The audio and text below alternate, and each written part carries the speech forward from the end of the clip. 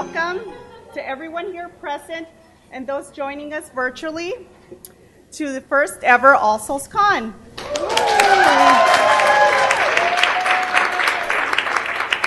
This has truly been a labor of love for the both of us, and labor of love to bring you guys what we hope is a unique experience. So, and we just wanted a quick mention to let you guys all know that the this event will benefit the Bodleian Americans Friends, which is a U.S.-based organization for the Bodleian Library in Oxford. So thank you. Yes. I wanted to take a quick moment, though, to thank all of our partners for their immense support and generosity. Everyone has been tremendously helpful.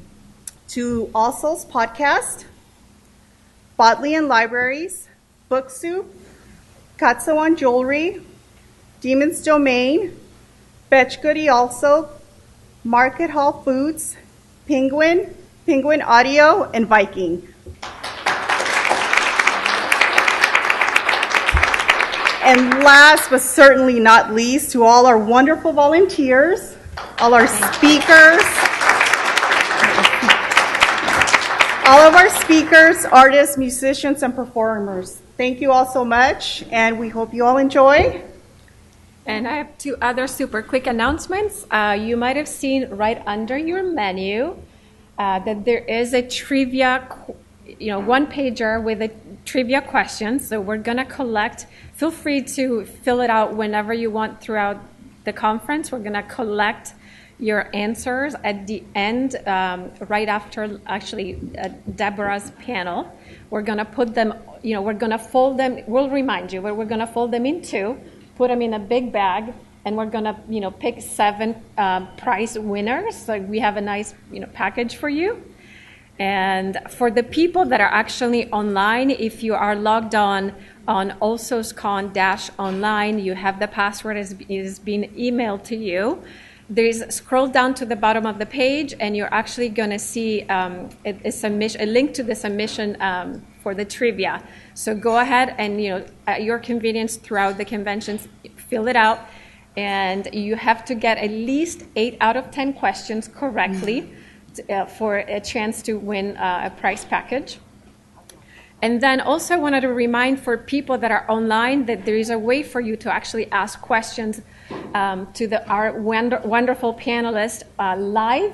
So just tweet to us. We've closed down actually the online submission. So the only way to ask questions live to the panelists is by tweeting to AllSoulsCon. Use the hashtag #AllSoulsCon. And we're going to, the moderator is going to feed questions to the panelists. And that's it in terms of housekeeping. That's it. And now it's my pleasure to introduce our yoga goddess, Margaux Permutt, who has put together a fantastic program for you. So we're going to all just sit back, relax, and see her do some magic. Thank you, Margaux.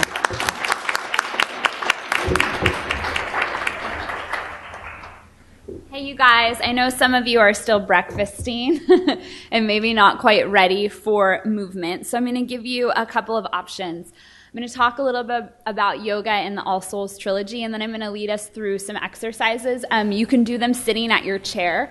You're just going to want to face your chair out towards me or kind of push it back. If you're going to want to stand up for the exercises, I would recommend you stand up, push your chair in, and then stand directly behind it. Don't worry, it's not going to be too crazy, no leg over the head stuff. We've even said we're not even folding all the way this morning because we're a little bit full. And those of you at home, I hope you're eating breakfast as well as us. So yoga appears numerous times in the All Souls trilogy. One of Diana and Matthew's first dates is going to a yoga class. And as a yoga instructor, I was sold by the time. It was like, they're going to yoga. It's like, and then it just got better and better with the yoga. Deborah was really able to be authentic to the practice and really tie in kind of the magic of yoga into the stories. And yoga really is magical. I think it's a transformative practice. It's been passed down through the ages. And when Diana is spellbound, her power sometimes manifests as anxiety attacks. And she's learned to manage her anxiety attacks through exercise, through rowing, through running, and also through yoga. And we find that when they go to the old lodge, demons and vampires also enjoy yoga. So it's something that everybody can enjoy. And I think we found that too, kind of in our modern time, that there's something in yoga that everybody can share. So it's really a uniting force in that way. So in the books we have Amira as our yoga guide, and today you have me, so I'll try and do as much justice as I can to her memory and also add in a little bit of my own magic. So now is the time that I would invite you to stand, if you would like to stand for these exercises, or angle your chair in a way that you could flap your wings a bit and not whack somebody. If you're not participating in the yoga today, you can still participate just seated at your chairs, eyes closed. You can listen and practice in your mind. And you can just follow along with the breathing and do as much as you can. So I want this to be accessible to absolutely everybody. All right? Nice, you guys. You're all ready. So we're going to start just like Amira starts her class by asking you to close your eyes. So before you close your eyes, let me just tell you, find a comfortable way to stand. Just like kind of wiggle it out. Make sure you're not locking out your knees or doing something funky in your lower back. Just bend your knees, relax a little bit. Go ahead and close your eyes. And in Amira's words, it can be hard to let go of our worries, our preoccupations, and our egos. And that's why we come to yoga. So go ahead and root down through your feet, spread out through your toes. Feel the bottoms of your feet making contact with your shoes and with the earth. Soften your knees a little bit in a slight bend. And then lift tall through the crown of the head. So you want to lift the crown of the head straight up towards the heavens. And then relax your shoulders, everybody. Take a deep inhale through your nose like you're smelling a rose. And exhale like you're fogging up a mirror. And do that a couple of times. And every time you exhale, let your shoulders settle a little bit more. Inhale. And nice, you guys. 2 more like that. Deep inhale through the nose. Smell the roses. And exhale, root down into your feet. Root down into the earth. Root down into that source of our power. Again, inhale. And exhale. Now breathing in and out just through your nose if you can. If you're congested, have allergies, etc., any kind of nose and mouth combination will work. But in yoga, we typically breathe in and out through the nose. We're trying to create this like Darth Vader sound. And it's this place right between your collarbones. So you can even take your peace fingers right to that divot between your collarbones and inhale like you're drawing air to that place. And exhale like you're pushing air to that place. You guys are doing great. 2 more breaths like that. And last one. Beautiful. So with this connectedness down into the earth, go ahead and open up your eyes. On an inhale, lift your arms up to the ceiling. Mindful of your neighbors. If you need to go just straight up, that's totally fine. Inhale, stretch up really tall. Reach your fingertips up towards the ceiling, and then relax your shoulders down your back. Interlace your fingers. Turn your palms up to the ceiling. Take an inhale. Exhale, go to your right. Just a little. Just a little. Open up these side ribs. Breathe. 2 breaths. Yeah, that's okay. You can make little sounds. And up to center, big inhale. Exhale, other side. 2 big breaths here. Are you breathing? 1 more. Nice, you guys. Up to center. You're going to pat yourself on the back with your right hand. And then grab your left elbow. Now I'm not mirroring you. Yep, lift up and over. To your left. Yeah. And then inhale, center, switch sides. So pat yourself on the shoulder, grab, lift, inhale, over, exhale. Nice. 1 more breath. And then inhale up. Shake it out a little bit. Drop your head. Head circles one way, 2 or 3. Slow. You only get one neck. And then the other way.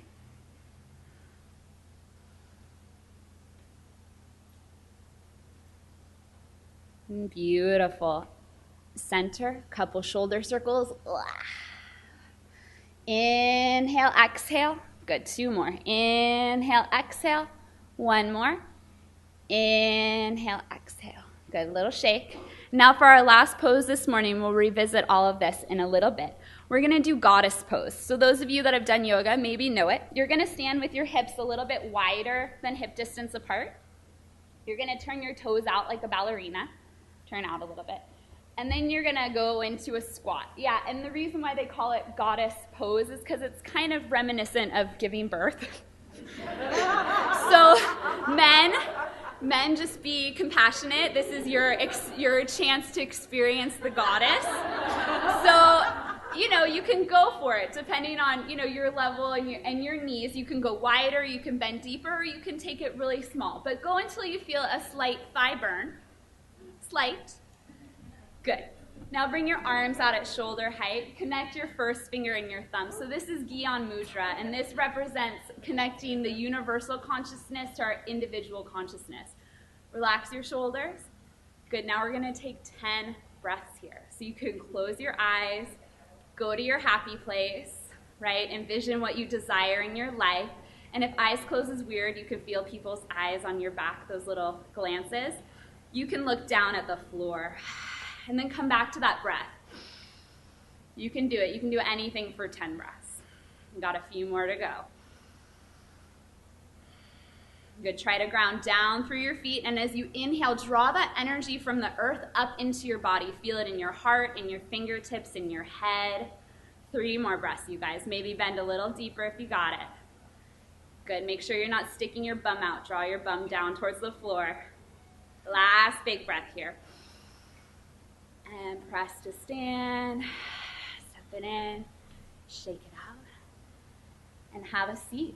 And I'll see you again in just a little bit. Thank you.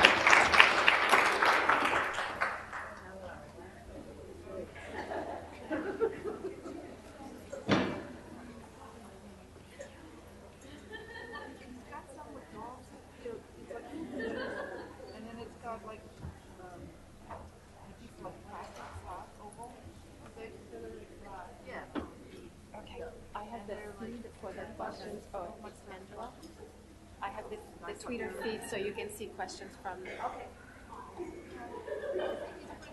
I don't see a mic. Is there a mic to come and ask questions?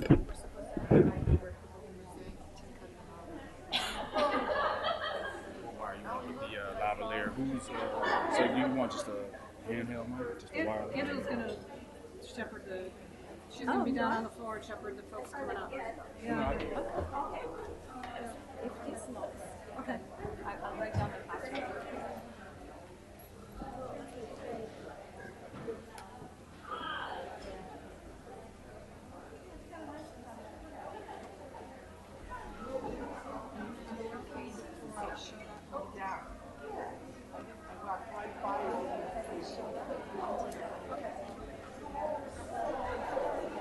All right.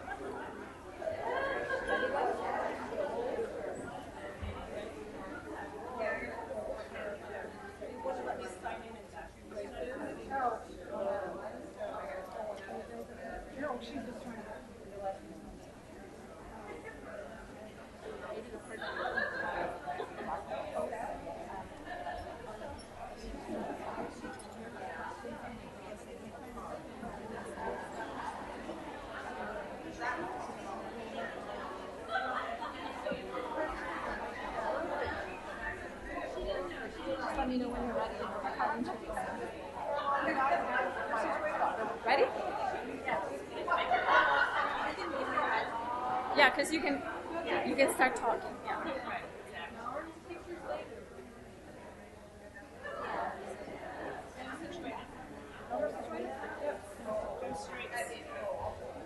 And until online can hear you.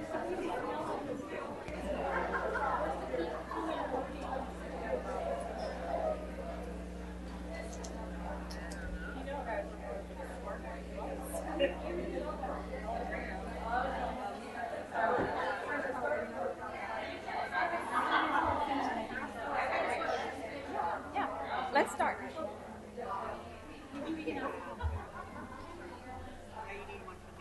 So you're gonna stay down here, or you're gonna be? Okay. All right. Ready? All right, everyone. We're ready for the next. Actually, for the very first panel ever at All Souls Con.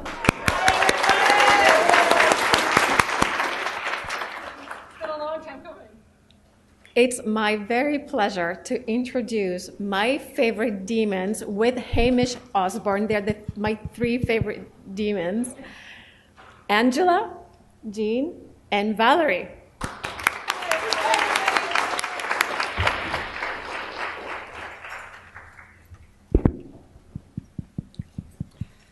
Anyone who's read a paperback bestseller or even watched television knows that vampires are breathtaking, but nothing prepares you to actually see one. Their bone structures are so well honed that they seem chiseled by an expert sculptor. Then they move or speak, and your mind can't begin to absorb what you're seeing. Every movement is graceful, every word is musical, and their eyes are arresting, which is precisely how they catch their prey. One long look, a few quiet words, a touch. Once you're caught in a vampire snare, you don't stand a chance. None of us did with those words from Deborah Harkness. The fact that we're here is a testament to that fact. And we are so proud to be here to kick off the very first of what we hope is many All Souls Cons with a discussion of the elusive, reclusive Professor Clairmont. Dream date or hot mess? So, Dandy, dream date or hot mess? First answer that comes to Dream date. Dream date. Hot mess. Hot mess. Hot mess. Dream mess. Dream mess. There you go. Dream mess. Donna! Come on up here. I was gonna say, can you hear me? Yeah. Or you can go to her, whichever is that. Can everyone hear me? Yeah. I was gonna say, we have a third category. It's either dream date, hot mess, or dream date because he's a hot And mess. you already covered And you it, were, so Yeah. you win. Yay. Yay. Yeah, that's even better. Well, there's obviously flaws, but I'm willing to look past them. I love him. I mean, there's really no such thing as a perfect character. I mean, even if he's fictional, I mean, he's still flawed, and I love that. I mean, he's not made up to be this perfect. I like that he's flawed, pretty much. So, and yeah, beautifully flawed. Yes. Yes. We can all agree, beautifully flawed, yes? Yeah. Very good.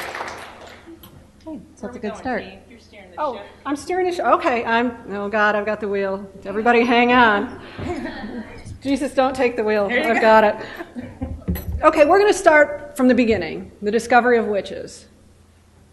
Was everybody grabbed by that chuckle in the library? Yes? Okay. Now, we have a split in authority here on our little panel, and I'm sure we've got it in the room too.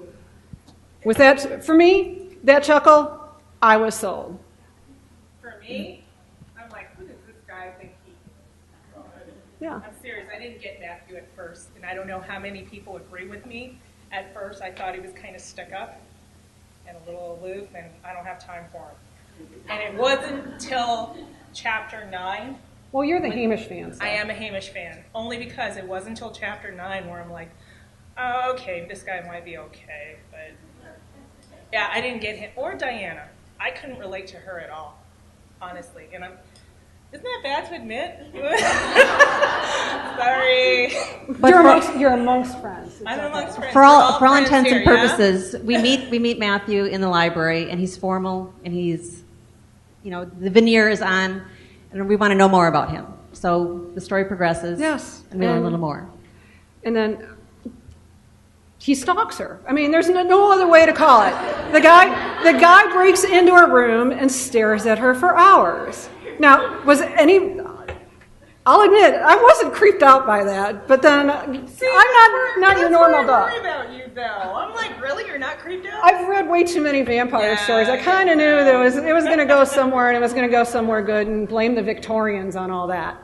But, so we've got him, he breaks into her, and then he falls in love at first sight, and he's too dumb to realize it.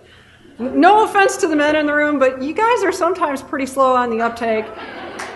And Matthew Clairmont epitomizes that. Yes. I mean, talk about a guy who needs a quarter to catch the clue bus. That would be Matthew Clairmont. And he has some real weird ways of showing his affection.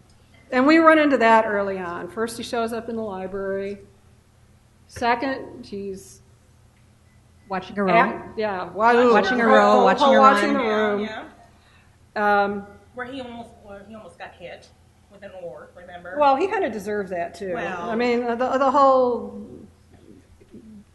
why she following hesitated, around. Why she hesitated when she was thinking about hitting him with an oar, I'm thinking me and my superhero self. Well, we've also got to factor in the fact that Diana, we're talking about a gal who kind of kept to herself. I get the impression, and I don't know if it was Deb's intention or not, but she didn't date a lot. She spent all her time in the library pursuing her career, pursuing her studies, and she was kind of socially awkward on the dating scene. She never really connected. I mean, she herself admitted that sex was a physical release. So you've got two awkward people who are falling in love with each other who don't know. And I think that's part of the magic of the story, is that they may be a witch and a demon and have all kinds of magical supernatural powers, but they're just... Witch and vampire. I'm sorry. Demons. Okay, I'm sorry. Witch and a vampire. I only had 3 cups of coffee today, so... But they're as fallible as the rest of us and as clueless and muddling through. And it all goes to the end of the story when we find out we're all from the same roots. So even with the magic, we're all dumb in love. Yeah. And who as a reader had butterflies on their first date? I was nervous for them. I wanted it to go so well. I was wondering what she was going to serve and how he was going to react. Mm-hmm. But even at that, looking at Matthew on a date, and he would get angry at certain points, made me want to know more about him. It was not even a slow reveal. It was, what is making this guy tick? But still, I wanted to know more. I don't think she even admitted it was a date at that point, did she? No. It wasn't until he knocked on the door. She's like, wow, am I acting like this? Flowers. He brought me flowers. Oh. Sorry. Okay. Yeah, right. I'm driving the podium and stuff. So we're at their first date, and he blows up. It doesn't put her off. No. And the historian part of Diana seemed to be intrigued. She wanted to know more about him, even though the warnings. I totally ignored the warnings too. He's dangerous. He's a killer. I'm like, I don't care. Yeah. Tell me more. He's a vampire. Again, we're back to the Victorians. They made the vampires mad, bad, and dangerous to know, and the sexiest creatures around. Matthew Clairmont's no different.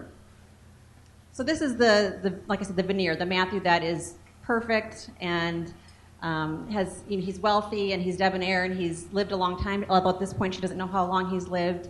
But then as the story progresses a little bit, you start to see chinks in his armor, starting with Chapter 9, or Hamish. And that was a revealing. What did everyone just, finding out the revelations of Cecilia? Am I leaving Hamish? Valen or Hamish love? I love Hamish because honestly, I couldn't have gotten through this book without Chapter 9 because Matthew, to me, was a stuck-up old dude who happened to be a vampire. I liked it. Okay, and so he's cute, whatever. Some of us... He's kind of a stick in the mud. I've said it before and I'll say it again. He's cute, but whatever. He's kind of acting like a jerk, really. Y'all agree? He was kind of acting like a jerk at that point. And then he drove to Scotland and knocked on this dude's door. And this dude acted like Matthew was worth knowing. Somebody liked him. And that was good to see for me. Somebody wanted to sit down and play chess with him and find out what was bothering him and show us there's a whole other side to Matthew. And I believe this is the first first indication that Matthew was a larger-than-life creature, because do you remember when they were discussing the vampire murders? And Hamish asked, well, are you going to do something about that? And Matthew says, well, it's not my job yet. And then I was like, oh, yeah, there's more to this dude. Let's find out. There's way more. I don't know. Did most of you, were you mostly into the story from the get-go? I mean, was it slow for any of you? Jennifer? No? I think that what was interesting about it was the power dynamic. Because you would think, this vampire's been around for a really long time. Yeah. He's cards, he's got them all, right? Mm-hmm. He's been there, he's done that, he's seen everything. If I just talk loudly, it'll freak you out, right? But he's a character that all of the cards should be in his table, right? Like, he's been around for a really long time. He's known her, he's known people like her throughout his entire life. Mm-hmm. He knows what witches are all about. He knows what demons are all about. Right. He knows what vampires are all about. I think what's really interesting is that you would think that the power dynamic, all the power would be in his end, but it's not. He continually has to renegotiate boundaries in their relationship again and again and again, because Diana just doesn't give it up. Like, oh, you're a vampire, obviously you know what's best for me. No. And I couldn't have read that story. Yeah. But instead, what we see is this kind of, I guess, dance, this sort of tango, where they continually each have to kind of give something up in order to take something else. And I think that, to me, is probably the most interesting aspect of the love storyline for them. And that is this constant power negotiation that continually has to be wrestled with in order to get anywhere, in order to get anything accomplished, in order to get Diana safe. He has to negotiate certain things. He has to kind of listen to what she has to say and to a certain extent obey her wishes, even though he himself obviously knows better, right? Right.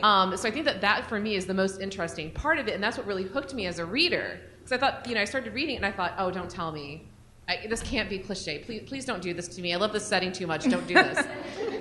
But she didn't. Continually throughout all three books, we continually see this power go back and forth and back and forth. And I think Diana's power in the relationship grows even more in the second book, when all of a sudden she's starting to see this whole other side of Matthew in the past. And she also gets to just juxtapose directly past Matthew with present Matthew in the past with her. That's not complicated at all. Right. Time travel headaches, right? The lows, their sweat. So was it like that for you from the get-go, from the Yeah. moments? Okay. I think That's good to know. It's good when to she see that confronts him- opposite perspective, because for me, I'm just like, okay. Yeah, when she confronts him in the library, it is like, stop it. Right, Whatever right. this is that you're doing, and I love that she blames him, like, obviously isn't me. Right. Whatever it is you're doing, stop it, because you're drawing too much attention. And he's like, lady, you've already done it. Yeah. So I think that first interaction kind of clues the reader into the type of story we're getting ready to read. And that is, it's constant negotiation, constant power struggles, and we don't know exactly how that's going to turn out. I mean, like we established, like their first date wasn't even really a date, right? They go into yoga together. That's pretty cool. Well, nothing she'd admit was a date, but subconsciously I thought right? she was, Yeah, like, well, we're getting yeah. together. It's not a thing with a capital T. It's like a lower T. It's just a thing. And then the dinner that she makes for him and everything. She's obviously intrigued, but I don't think she's hooked yet. Right. And I think because she doesn't know how this is going to go, because she knows all about vampires. She's heard all the warnings. And From so I think Sarah, though, right?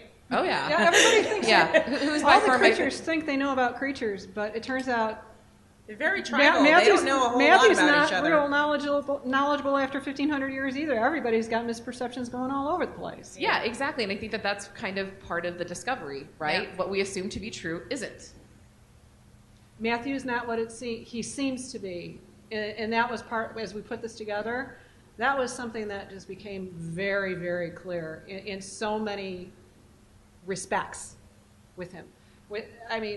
Thank you so much. Yes. That was really good. Thanks for letting me see that, though. Because, when I'm in my bubble with these three and we're constantly, I'm like, well, you guys know how I feel.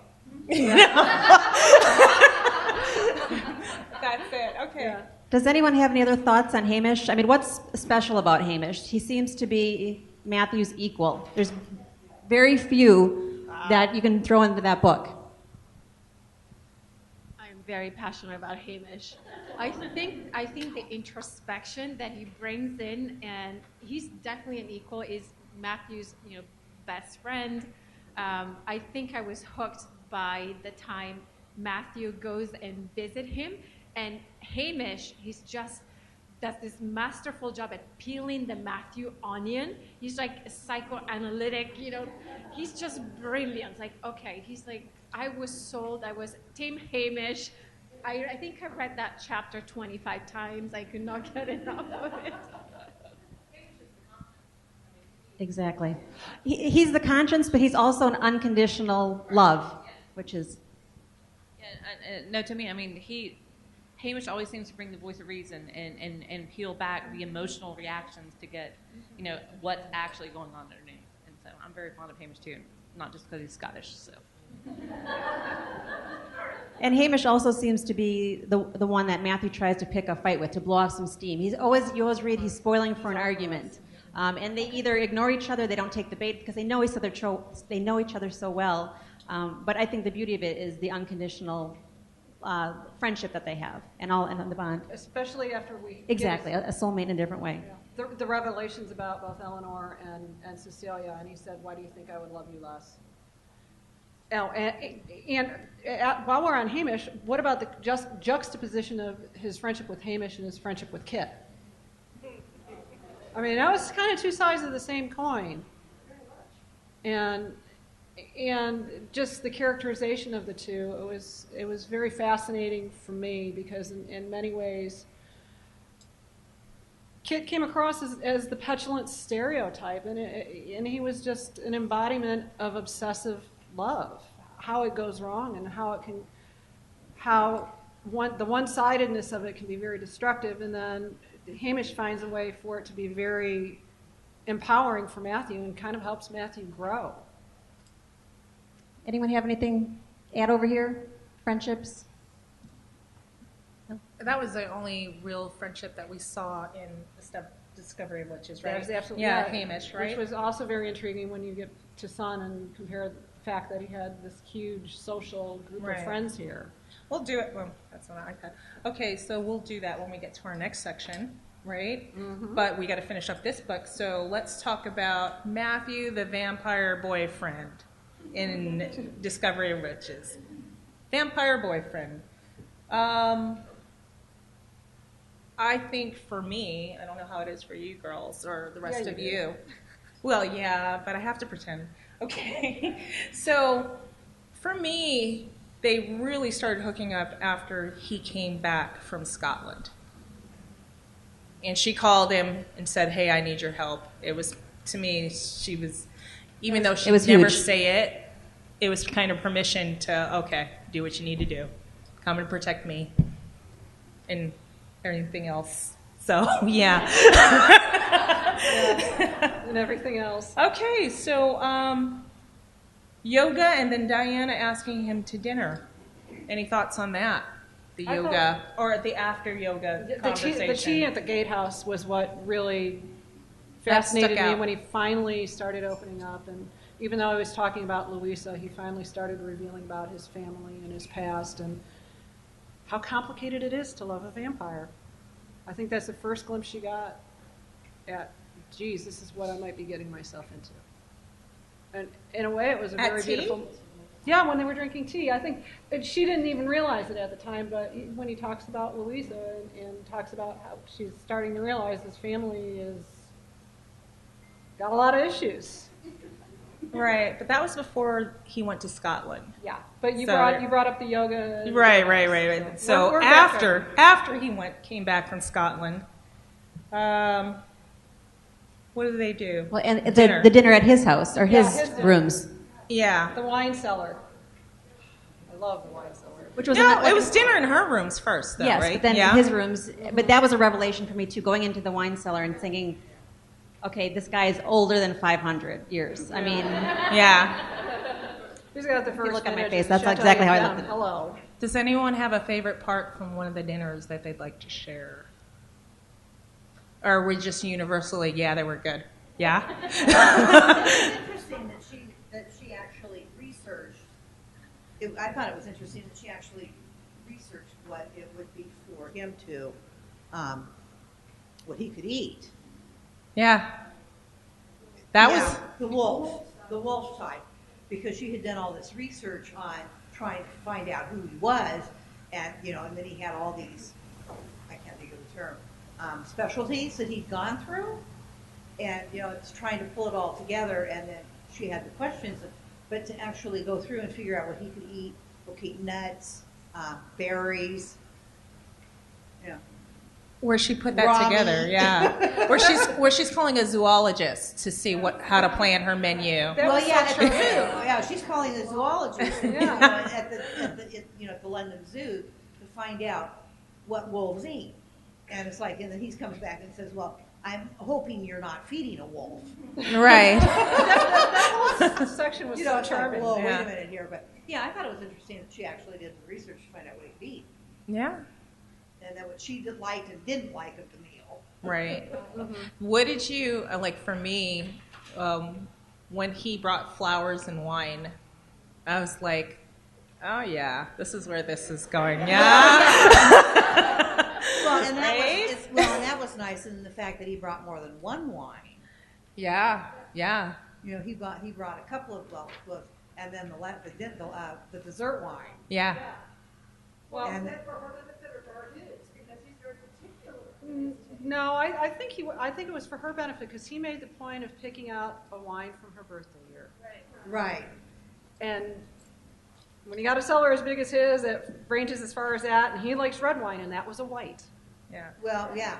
And it was interesting, he was also teaching her about wines and what to look for.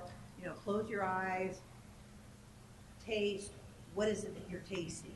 What's it smell like? Yeah. It was an interesting way for him to show his passion. Yes. For many things. Okay, so far he's hot date, right?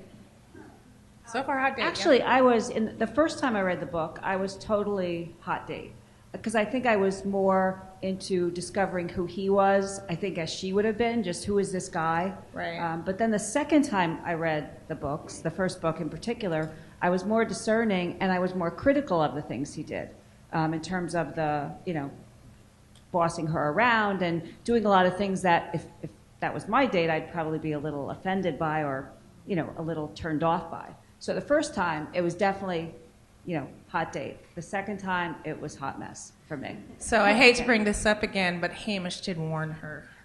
It wasn't Hamish. It wasn't Hamish for me. When I the second time I read the books, when I got to the love story part of it, when I saw them more as a couple, is when they went to Sauteurs and she saw Blanca and Lucas. Yeah. That's when he was more human to me. I mean, he's a vampire, but it's when he was more humanized to me. Yeah. And more than a person you could date and love and be in a relationship with. So I know Deb has said this before, and she tried to carry it out as a realistic relationship. You have the whirlwind courtship where everything just, oh, I love you back, and everything you do is perfect, and you're this, that, and the other thing. But the second in Son, we really saw the relationship, because all of you who are married and still married to maybe the same person, wasn't there a moment in time where you look at that other person and you're like, well, who the heck are you? Who are you? I don't even know who you are. That's not who I married. I didn't buy into this. Yeah, I mean, it's like, I can only give, and I love my husband to death, and he'll forgive me for doing this if he happens to be. All the people out there, right? For me is realizing what a child he still innately was, because we got married when I was 22, he was 25. And he would sit down and play with video games, and I'm like, no, you're supposed to be grown up. We're supposed to be grown-ups now. Why? But yeah, you have to embrace all the things he does, and I'm sure he puts up with a lot of my crap, but I can't imagine what. Before we move on to Son, I mean, even in Ada, we started to see the hot mess portion of Matthew when he's, to me, being frantic. the poor decision-making skills he had. Well, like I was going to say, so he's hot date for now, but then he takes Diana home to Isabeau, and things start to... Melisande. Layers are peeled away, witches. but the thread starts to get, or the tapestry starts to unravel a little bit, and you see even more chinks in his armor. Yeah. You meet Baldwin, and he tries to help Matthew out, and then he criticizes Matthew because he's not thinking straight, and why would you choose that solution? And then that seemed like he was even more, like you said, human, not for all intents and purposes. You're spinning he's your not wheels, perfect. stop and think. And that wasn't the first time, even in Ada, where he didn't stop and think. No. And He was very reactionary But instead of being proactive. Like something would happen, he'd react to it immediately instead of think it through. Versus somebody else in the family who would be like looking at the long game. This is not going to work out for you, Matthew. Matthew was just like, let's fix it now. And as we saw, it didn't always work out. Even very Hamish well. did that in chapter 9 when he brought up the whole protecting the queen thing even back then. Oh yeah, the protecting the queen thing. Did you notice that theme in book 1? Yeah. Both Hamish and Isabeau brought it up, and these are the two people that know him the best. So for me, that was an indicator, and probably was for all of you guys, right? We knew that was going to be a theme. Okay, so we're on to Matthew's family. Yes. Okay, so how are we doing on time? Okay, so where are we at? Isabeau. How do you relate to Isabeau? Anybody? Yeah. I really like her. I do too. Well, yeah. I think Isabeau is probably one of the most, like, Isabeau and Sarah are my two favorite characters out of the books, hands down. Mm-hmm. Because they have the exact same objective, and that is, I must keep my child safe. Mm-hmm. Because I know what it's like out there. And I think that she's really interesting because she quite often responds to Matthew's desires in sort of a very interesting way. Like, she'll help him, but she's there to provide that cautionary tale. Right. And I think as somebody who suffered, like, unbelievable loss in her time, both, like, being turned into a vampire, and then after that with the loss of her husband, it was like, she's kind of like she and Sarah both coming from this place of experience. They know. They're sort of like shepherding the lovers through this really, tumultuous time period. And I think that she's a very easy character to a certain extent to relate to, because she's there to essentially warn and then assist. And I really love the kind of backhanded comments she makes and the way that she sort of like uses, what she can get away with. She knows she has a lot of largesse. Like, she knows she has like a lot of rope, and she's going to use all of it. I think constantly. We discussed this the other day with Isabeau. Her main power is letting people think they're in charge. But she is running the show the whole time. And for her favorite son, Matthew, and for Philippe, I'm sure she played the same game where he's like, of course you're right. I'm going to do whatever I want anyway. Oh, Dandy had a... Yeah. Oh, okay. Of course you're right. But yeah. Here's my idea, but let you think it's yours. Yeah. Go ahead, Ginger. Just one thing that embodies everything you guys just said is my favorite recurring line from Isabeau is, whomever she's speaking with, usually Matthew, of course, Matthew. Yeah. It's effective. It closes down the conversation. You can go ahead and think what you like, that you're in charge, but I know that I am. Yeah. Carry on. I'm going to do what I want anyway, so yeah. It's great. Well, a good deal of what I was going to say has been covered, but I think the key part to Isabeau is that she is a mother, and she is going to be the very protective and yet nurturing, teaching woman. What I love about her is she's so strong, she's so intelligent. Everyone knows she's a force, and yet she's not. She's willing to let other people think, yes, Philip, that's your idea. I may have helped you a little, but that's your idea. Yes, Matthew. Well done, you, for coming up with that. Yes. That's great. Yes, Matthew, that's a wonderful idea, but maybe we could tweak it this way. So that I just adore Isabeau. I find myself as a mother of adult children saying some things that sound an awful lot like Isabeau to them. Yeah. Anybody? Anything else on Isabeau? I think it said a lot to me that Back there. Matthew was Isabeau's favorite. He needed that ally in the family. I love Isabeau. Yeah. And what I love is she is either your greatest ally or your worst enemy. Yep.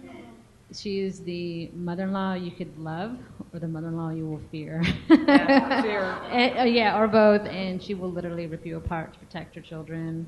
And when she is on your side, she will do everything because she is a force of nature. She's just an awesome character. And to see her grow through all three books, this is wonderful. Anyone else? One more?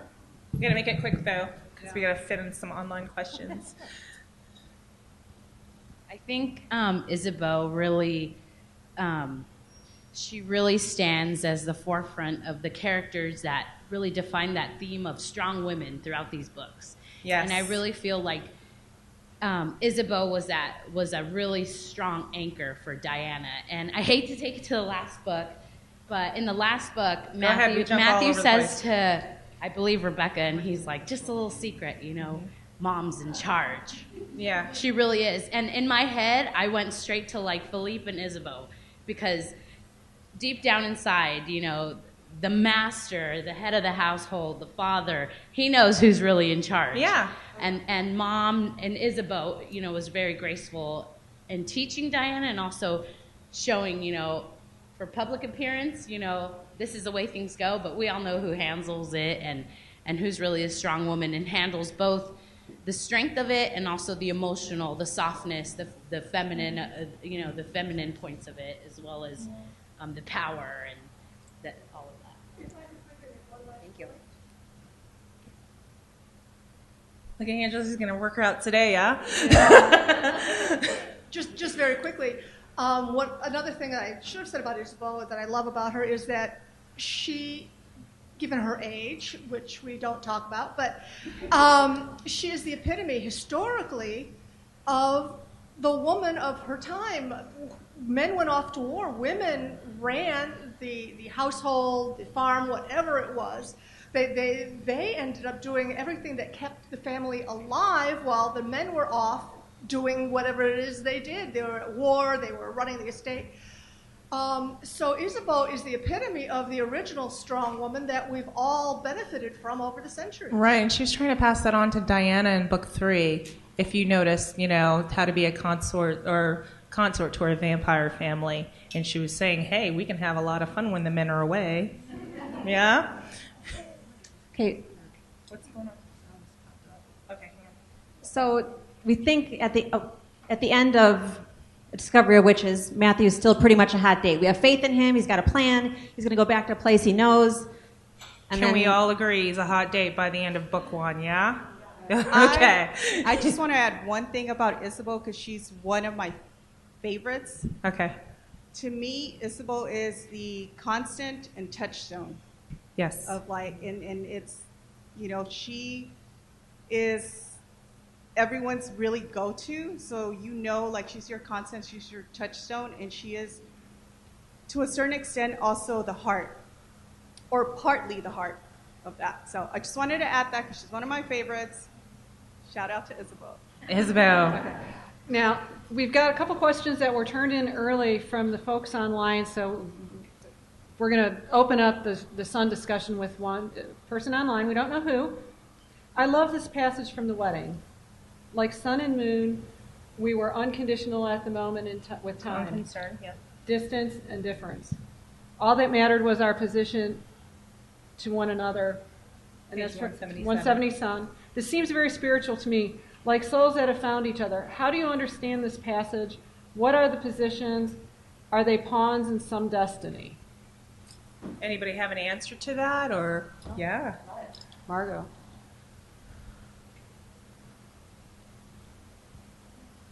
So to me, here we have another yoga reference. So if you've ever heard the word Hatha yoga, Ha is sun and Tha is moon, and it's the masculine and it's the feminine, it's the heating and it's the cooling, it's the lunar and the solar, and you can't have one without the other. So the moon only shines because of the reflection of the sun. And in this case, we usually see the moon as the lunar quality and the masculine as the sun quality. So they need each other for both of them to shine bright, because when the sun goes down, you have the moon to light the way. So it is kind of that alchemical marriage, or that combining of elements that supports the universe, which is how I see them coming together in that sun-moon reference.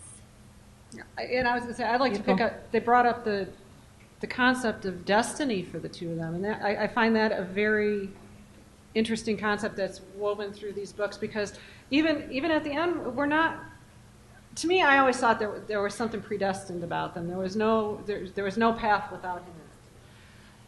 And that also opens up the question to just how much did Philippe know, and when did he know it? Because one thing that I found very interesting in my most recent research is that as soon as he was remade in 537, Philippe made the decision that he needed to keep his name, ostensibly because it'd be handy for a family to have someone named after an evangelist. Okay. Well, hold that thought, because we've got 5 minutes left, and we've got a video and... Yeah, well, wow. Well, the first book was so interesting, wasn't it? And the second would be more. And here we were worried about more time, Laura. What's up? So you get to 1590. Like I said, Matthew has this grand plan. You're excited. It's going to be a snap. Diana's going to learn. She's not going to have any problems. She's going to, turn into this wonderful, powerful witch she ought to be. And then we start to see shades of hot mess. Yeah, we'll be there for 2 weeks, and everything will be fine. Right. No. So we start really seeing hot mess in Sun, yeah? 600 pages worth. Hot mess. I don't know. He seemed to get his act together towards the end. Sort of. He did, but a lot of things transpired with, visiting Philippe, having closure there, which I don't know. It's probably everyone. It's like an honorary favorite part. Everyone has a favorite part, but I think that's everybody across the board, their favorite Philippe. part, which was huge. It's huge for him. It's huge for the reader to experience that part. And then you saw him on the mend. You saw a more social Matthew in Shadow of Night. You saw him interact with family and servants, and even the village, get married. He started to turn the bend and be maybe a hot date because he's a hot mess. And realize that he needed more people around him, because I think part of the problem was in Adao, after Philippe's death, he kind of pushed the world away and hidden his work, and kind of like Diana. They need more. You need people. So I hate that we had to rush through Shadow of Night. But, we're going to conclude with a Book of Life, and we noticed he was stronger physically and more solid for Diana, but he still had changes to make, dealing with hitting his own family. He was hesitant to do that. And then we found out the blood rage is kind of a big deal. People kill vampires with that, and we weren't fully aware of that in Sun. Dealing with Benjamin once and for all. Come on, that was been plaguing that family for a very long time, so that was good. And finally, he learned not to protect his queen after all that time rushing, and she was able to save the day, which was, we noticed changes in Matthew in the different books, right? The first book, he was constantly coming to Diana's rescue.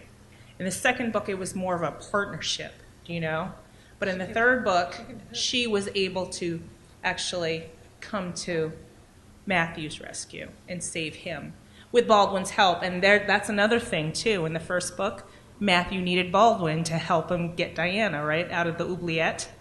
And third book, Baldwin helped out in getting Matthew. Isn't that crazy? I think it is. I don't know. I don't think it is, but I'm Team Matthew. Yeah, you're Team Baldwin. Okay, so, by the end of this, we realized hot date or hot mess. He was everything he needed to be for Diana. And she became everything she needed to be for him. For him. So he's taken, so it doesn't matter if he's a hot date or hot mess, yeah? And that's really it. That's all we had. It was great talking to you guys about this. We have a video. Okay. We hopefully have a video. Hopefully, if we can get it to work. I don't know. Okay. I am not the technical girl. What? Oh, no video. No video. Okay. No video? No video. Sorry. So do we have time for online questions? No. More? No. We're good. So basically what we're going to do is, folks, if you want to visit us, you've got our bookmarks. We'll post that video on Demon Domain. You got a bookmark that looks like this, and it's got this nice picture right here. So it's Valerie made it. So everybody applause for Valerie. Yep. So we have a new forum out, and it's not officially open, but it's called the All Souls Gathering. It's officially open now. It's officially open after we get back to our houses and can monitor it. We would love it if you could all come and talk to us online if you have time. Log in and just talk to each other. Talk to each other. Throw your thoughts. I mean, we love talking about the books, and we think a forum is a great place for it because you don't lose conversations.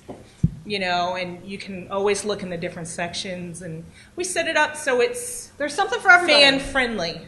There's something for everyone. So please visit. Casting and music, and talk about the books, and talk about the characters, and even we've got a spot for you to talk about other books. So we have something to do until Deborah tells us what she's going to write next.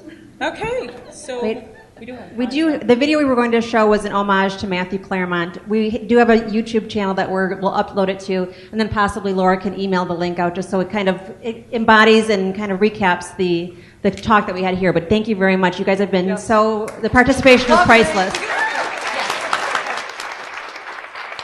And if you know us at all, we always come bearing gifts, so we do have two gifts to give away. Karen was going to pick them. We need to know who. Unless Thomas wants to pick them, draw the numbers. She's got it. Okay, what's up? What did she win? Kelly? She won a book. Kelly, where's Kelly? Does Kelly stand up? Now, this is a special book, Kelly. It's a first edition, Shadow of Night UK. It's the purple cover. You don't see that very often, and it has been signed by Deborah Harkness. So, congratulations. That is yours. And that bookmark I was telling you about is stuck in there, so you have no excuse but to visit us. All right.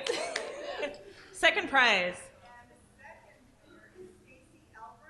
What does Stacy win? Woohoo! Stacy's got the coveted prize. Stacy, do you like his shirt? Turn around, Angela. Look what it says in the back. So sexy.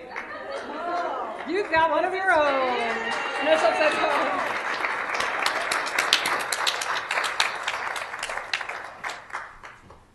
All right, really, guys, this is fun. Thank you so much.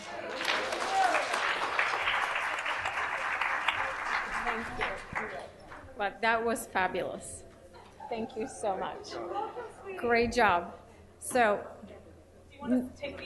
no reason not to continue the conversation in their forum. Pick up from what I could talk about Matthew for another 3 hours. So just log into their forum and continue the conversation. So I have a surprise for people that are actually online, that unless I brought him on stage, they wouldn't be able to see him. So just also to and thank you for people online that are, logging into the convention today. We have people that are, from all over the US, in the UK, Germany, Brazil, and I'm forgetting another country, I apologize. So thank you for joining. So I have a surprise for you, so you can see that he's actually real.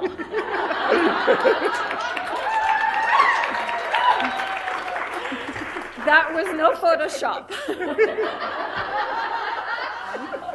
We received an email from Isaiah Garcia, who is a Music and Media Award winner, and with the idea of this Renaissance music workshop based on Matthew and Diana's wedding. So you can only imagine how overly excited we were. So unfortunately, Isaiah couldn't be here with us today, but we do want to thank him. He is probably watching us virtually, and he did help to put this together. But we do have this special treat for you guys, for everyone here and everyone virtually. We have Professor Adam Gilbert, who is the Director of Early Music Program, Thornton School of Music at USC.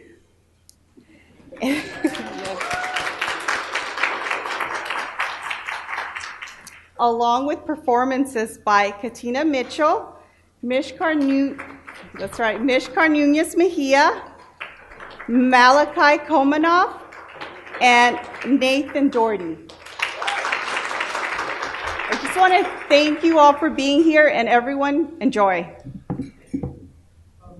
I just thought I'd tell you that based on our conversations with Isaiah, we've chosen 5 scenes from the wedding, as Isaiah was asking, to find music for.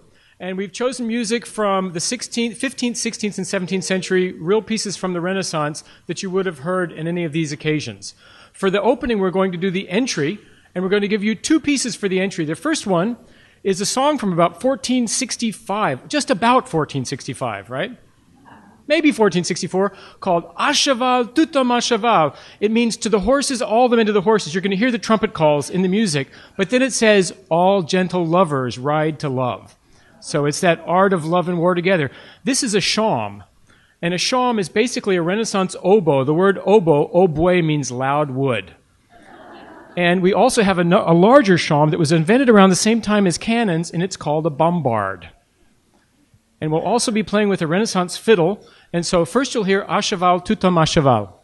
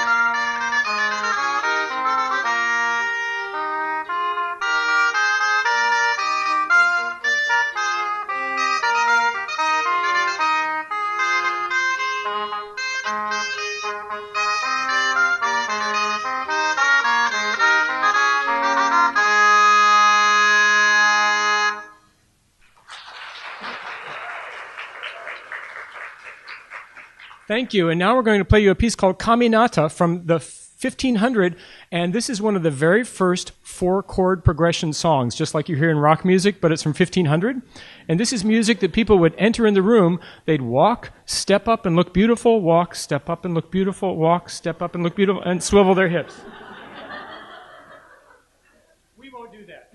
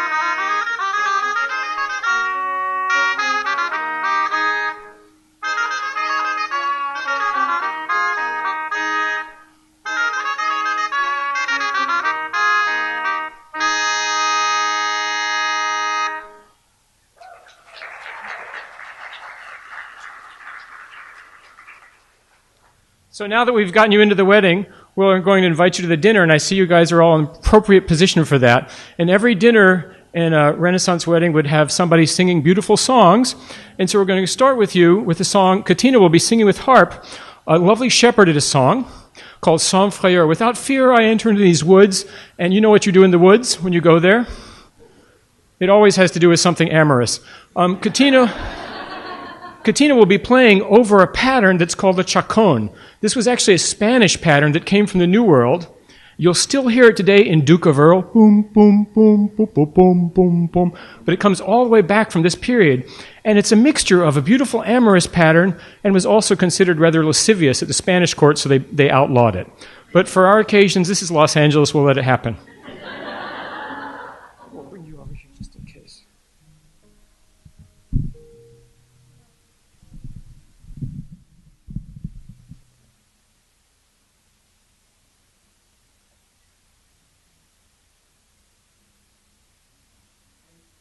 Playing a Gothic harp from the 15th century, and Malachi is playing a viola da gamba, which is basically not a cello, it's a viola with a guitar tuning.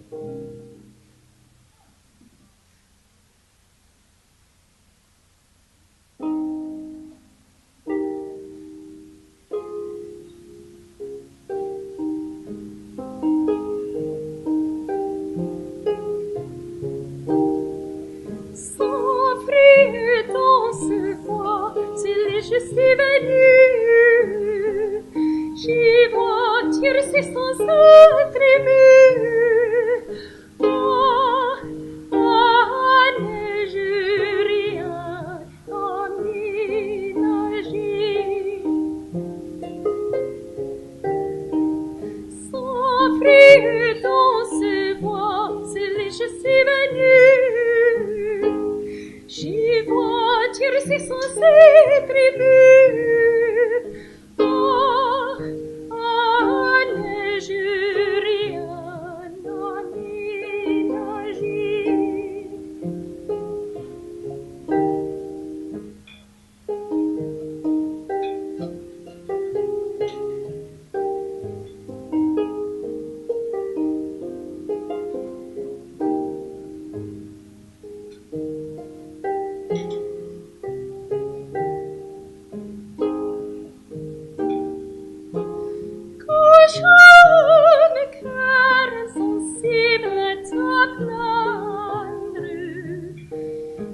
Je cherche point à les ranger, mais Dieu bon, je voudrais les craindre, mais Dieu bon, je voudrais le craindre.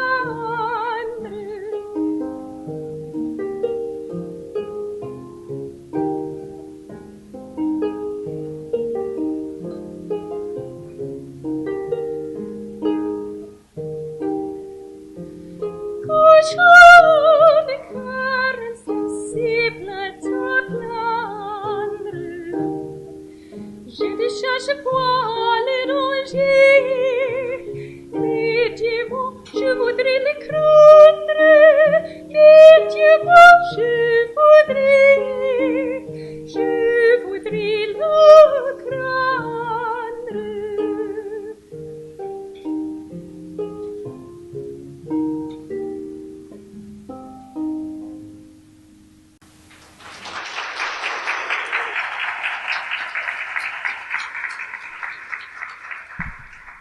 If you look at the floor, you'll notice how circular the pattern is on the floor there. Did you notice? You see the little circles? You're on top of them. That song is also a circular pattern, and that has this idea of the endless circle of love.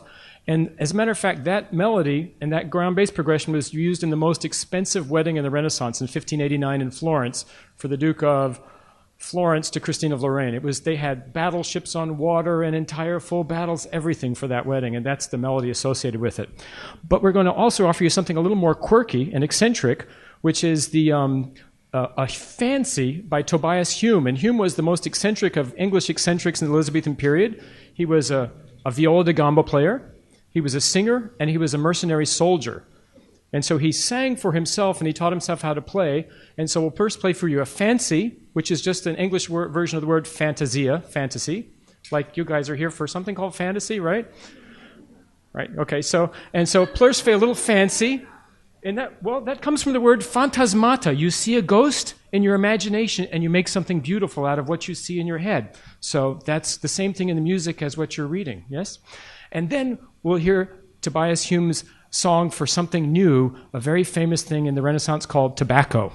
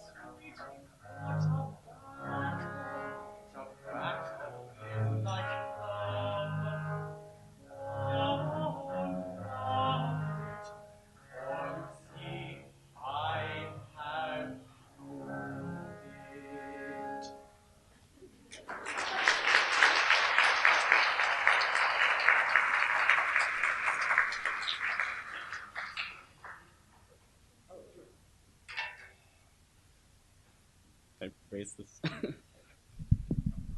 Thank you. Thanks a lot, Adam. Okay, so as Adam told you, this is the viola da gamba. And actually, it comes in all different sizes, actually to a size even smaller than Mishkar's Renaissance fiddle. I don't have any of the other sizes with me, but you have to imagine it as part of a huge family that actually the double bass comes from, if you've seen a string bass in a jazz band or orchestra. It's not related to the cello at all. It's related to the guitar, as Adam said. There are 7 strings, 6 or 7. Mine has 7, tuned like this.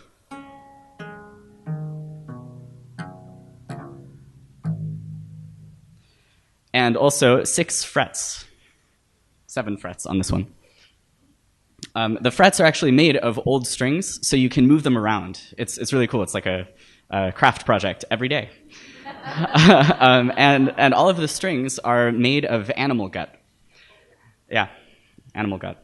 It comes from the intestine. They dry it out, cure it, put varnish on it, stretch it. It's really amazing that there are people today who still do that. They do it completely historically with very few modern tools.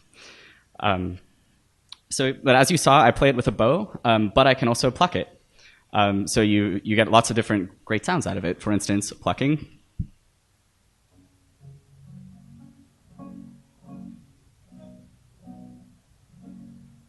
Or with a bow, as you heard.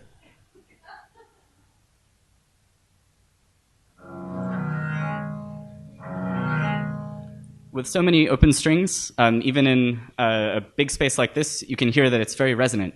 And one doesn't really think of old instruments as being particularly loud or resonant, but they are, as you know. And this is what the bow looks like.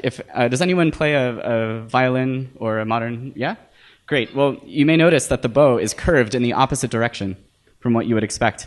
And it's part of what gives it its signature sort of swelling sound. It's not designed to play even notes. So when you hear us up here playing things very stylishly, unevenly, it's partially because of the bow and partially because of our training. But there's the viol.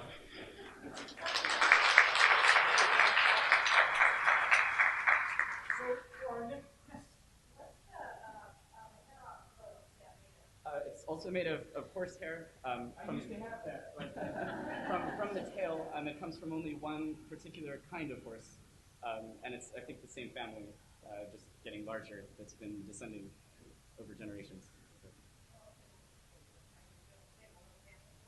I think they started in Syria. I'm not sure. We'll look it up. Yeah, we'll look it up. Yeah. That's a great question. Yeah. It's going to be on his doctoral exam.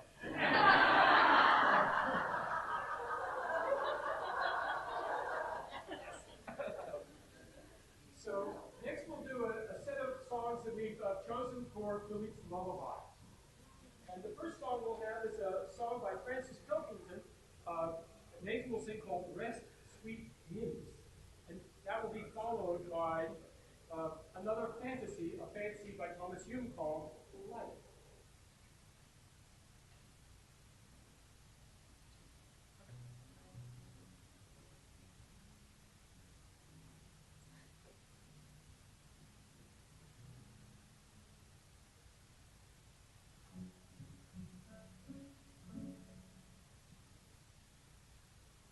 The sweet nymphs that golden sleep, charming or star brighter eyes, whilst my lute the watch doth keep with pleasing sympathies.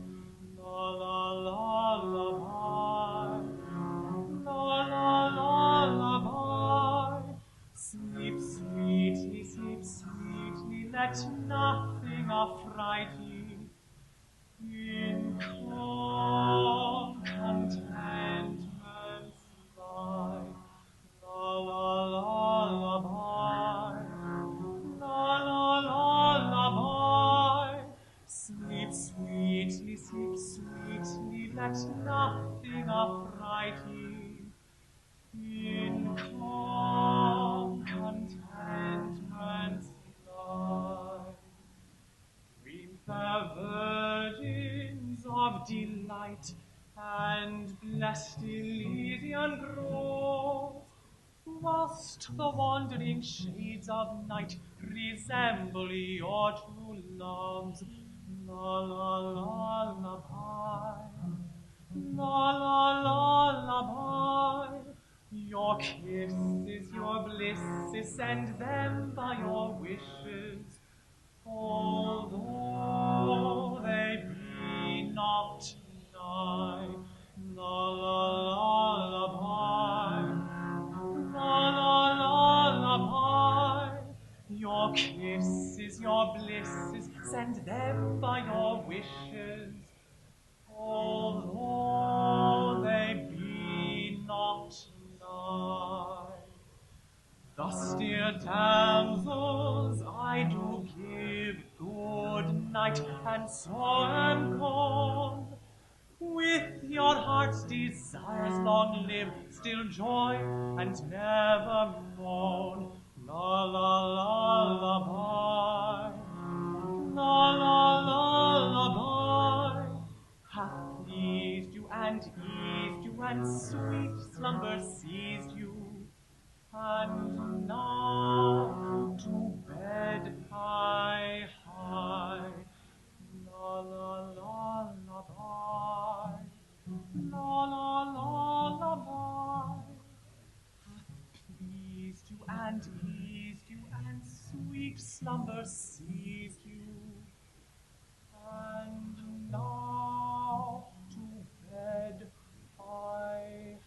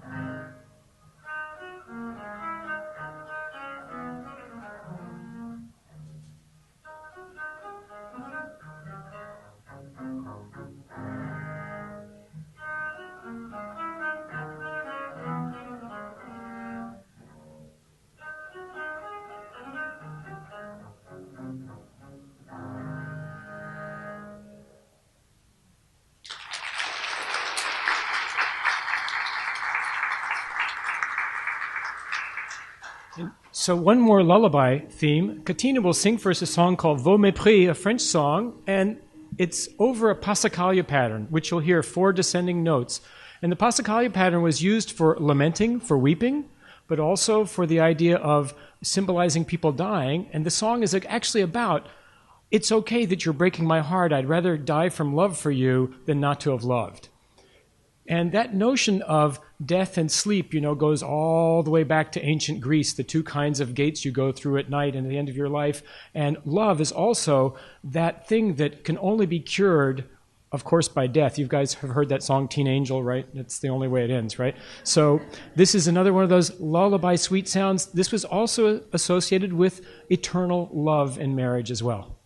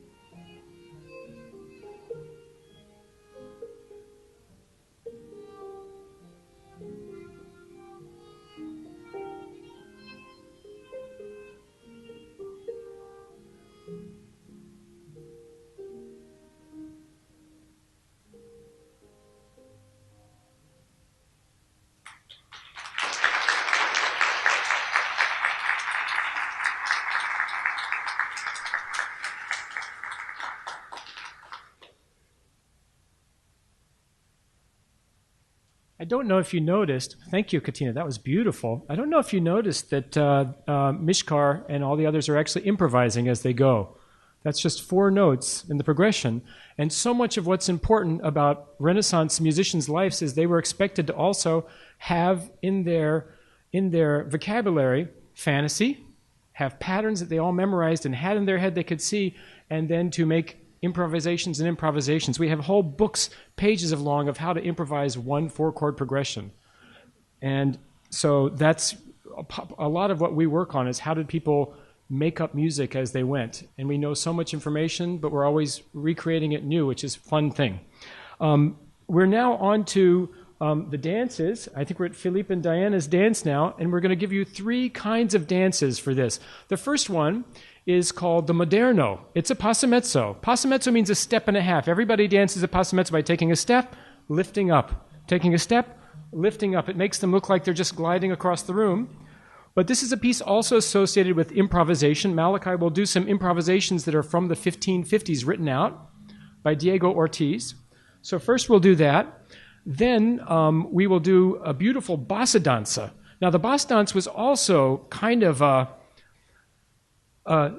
dance where you lift yourself up and do grace as you step up and you bow. And this was actually the dance associated with nobility. This was for the highest class characters. So when the dukes walk in, they come in with their bride. This is the kind of dance they dance to. We'll do you a tune called Amoroso and François Nouvelle, which means the new French dance.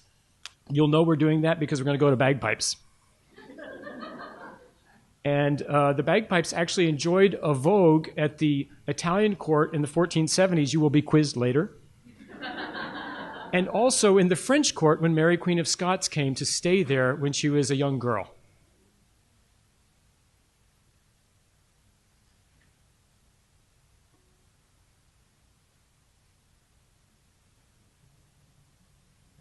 By the way, this is a dulcian, which is a new instrument in the Renaissance. It's basically a giant oboe folded into itself. So it goes down and back out again. Later they started calling this the bassoon. This is just a Renaissance bassoon.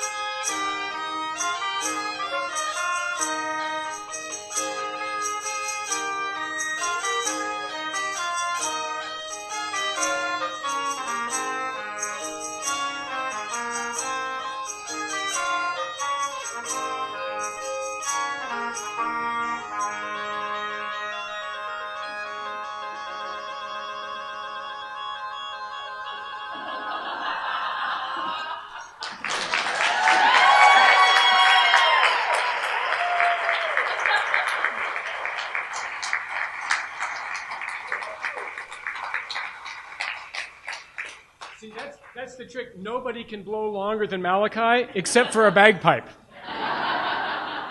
You know how the bagpipe works. There's a little oboe reed in here, and this part is called the chanter. There's another reed in here that's more like a harmonica reed, and this is called the drone. It plays one note the whole time. It's also called the bourdon, burden, like a bumblebee buzzing. And bagpipes are made out of goat skin and goat bodies. So the Spanish word for bagpipe and Bulgarian is gaita, for goat. Sometimes you'll even see they'll leave the horns and the head on there, and they'll use the feet and things. And, well, they don't let the feet stay on because it'll run away. The way the bagpipe works is I fill the bag up. By the way, it basically, people used to circular breathe and still do to get the sound to stay going. But the bagpipe probably was some drunken piper one night, way back when, realized that if he took a wineskin, because if you fill up the leather with wine, it fills the pores. If he took a wineskin, after he finished drinking it all, he could then use that for his air reservoir. So this works like a stick shift. I blow in, and then when I need my own air, I squeeze it, and then I blow against the arm as I'm going. Did you notice there were kind of funny blipping sounds? Blip, blip, blip, blip. That's because I can't articulate. I can't go T-D, T-D, T, so I use my fingers. There are two kinds of ways you can articulate. I'll show you. One is by going blip, blip, blip between the notes. Another is creating a fake staccato by going down to the drone note. You'll see what I mean.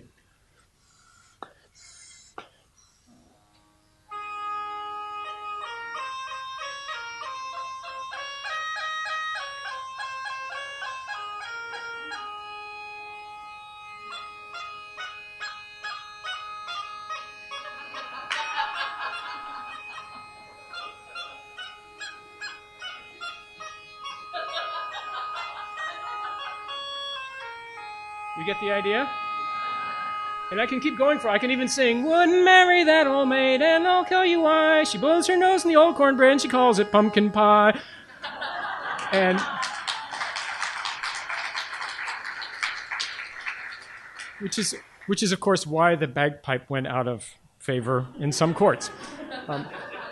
Well, actually, the bagpipe is also associated always with shepherds and with peasant weddings. If you look at Bruegel's peasant wedding, there are two bagpipe playing, and the woman everybody's dancing around, and the woman's not dancing because she's already on the way to having a child. So we'll play you two little dances from around 1550. They were actually popular in Antwerp, but they were French dances. One is called Mon Ami, my friend, and the other is called Pourquoi. Well, why?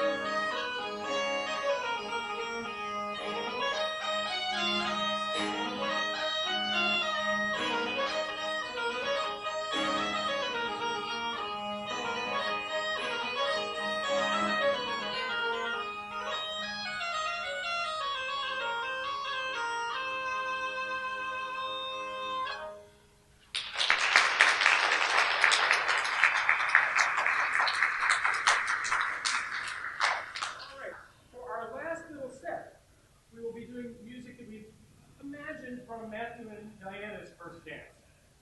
We've chosen something we'd like you to help us with, because everybody in the Renaissance knew this song, and they knew this song basically not as one song, but as about 30 different songs with the same repetitive progression over and over again. And this song was called the Romanesca. It was in the Roman pattern. It was very popular in Italy. They didn't all call it the Romanesca. They just really called it the passamezzo, the step and a half, because you could dance it. But because it was always in a pattern, you could also add words to it.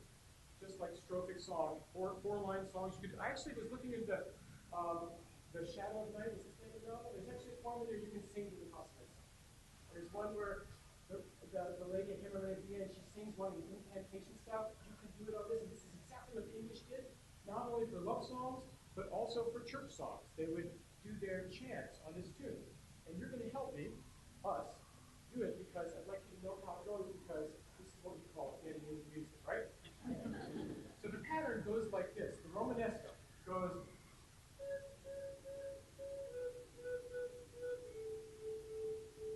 Can you do that?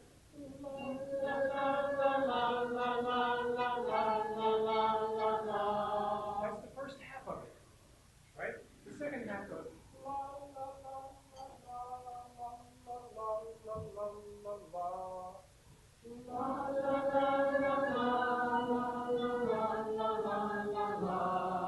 You put those two together? Now, some of you guys are feeling adventure. Everybody keep doing that. If you're feeling adventure, go.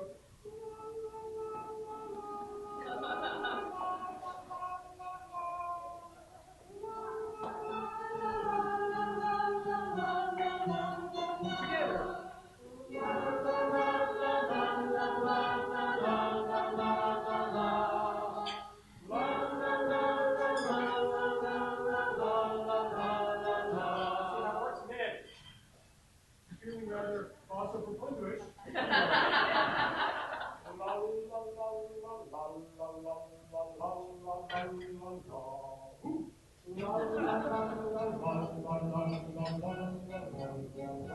I hear you?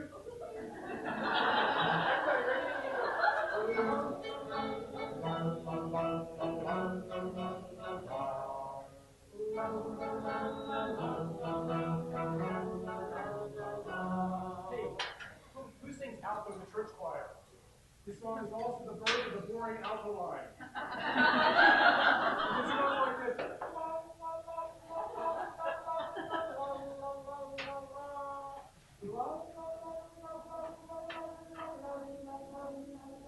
Everybody, ready, go.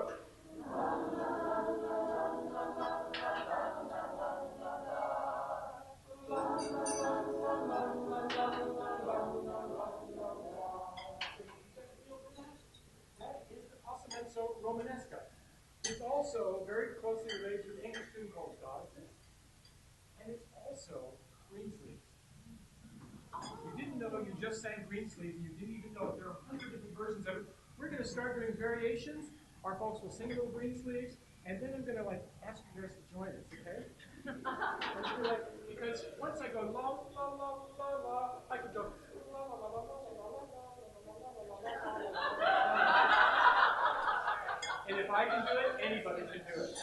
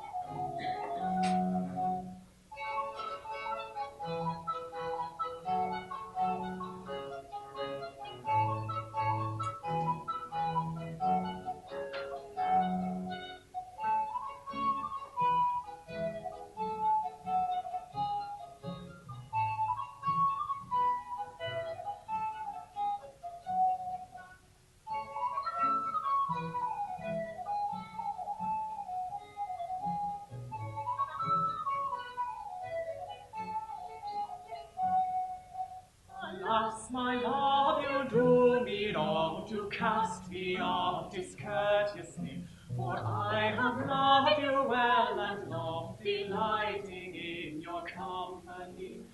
Green sleeves was all my joy, green sleeves was my delight. Green sleeves was heart of gold, and who but my lady green sleeves?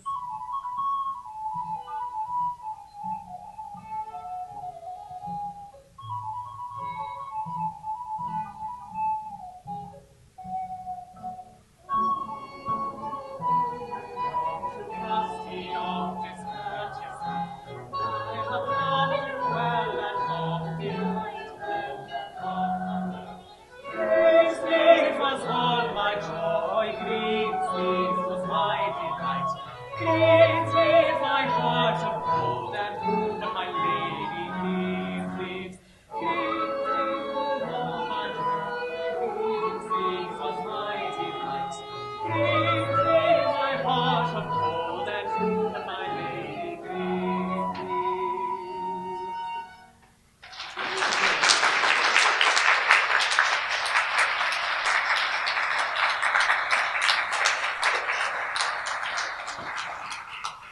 Don't call us, we'll call you. No, you guys did a beautiful job.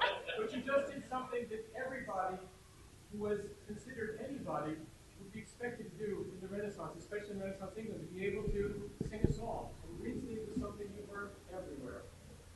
As I said, other names, other words, some exalted, some a little bit not so exalted. Now we're going to play for you a dance that you'd expect to hear at the end of a lovely, exciting wedding. This one is called a brawl. You know what a brawl when you get to fight? It's actually spelled funny, B-R-A-N-S-L-E-S, Bransley's. It's like a cross between a cereal and something else. But brawl actually is a dance that looks a little bit like a bad version of the hustle. You guys are too young to remember the hustle. But basically you take a step, a step, a step, and this way, then a step, and a step, and a step, and like a horse. Because it's called the horse's brawl.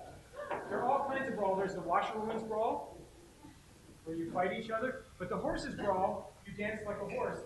And the point about a brawl is you're kicking and swinging your feet, and the dance starts slowly like Klezmer, right? And as it gets faster, by the end, your feet and hands are flaying in the air, hence you are brawling. Okay, so we'll take a crack at it. Let's see if anybody wants to join us after we do it once.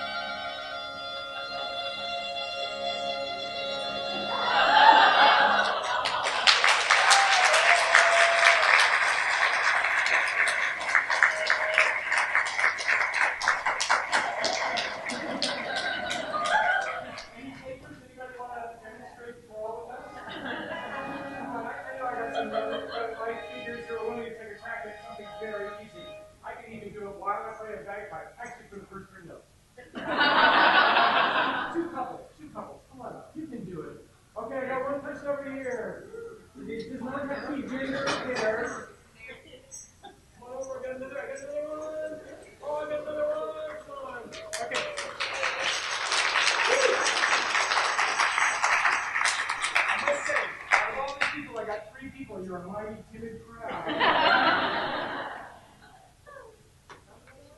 Can you not dance? How can you not dance? Malachi will help us too. So here's the way it works.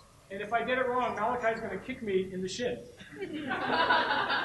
Because that's what happens when you get the brawl wrong. So the first thing you do, you guys ready? You can do this with your feet on the table because you're afraid anybody's looking. So you take a step to the left and join. Step to the right and join. Step to the left, join. Step to the left, join. Is that right? Close enough. Okay? And then you moved over some. So then you take a step to the right, join. Step to the left, join. Step to the right, join. Horse, horse, horse. Horse, horse, horse, right? So it goes dee-da-dum bum, dee-da-dum bum, dee-da-dum bum bum bum. Dee-da-dum bum, dee-da-dum bum bum da-da-dum bum. Horse, horse, horse. Now if you notice, we stepped one square over. So we do this 2, 1, 2, we go visit, and each time we go a little farther around the circle. All the way over. We're probably end up falling over off that thing. But just to give you a sense of how this goes. Yeah, we'll start a little farther over here. Camera, you can move over here. Okay, here we go. Not too far, not too far. Here we go. If anybody wants to join, you can.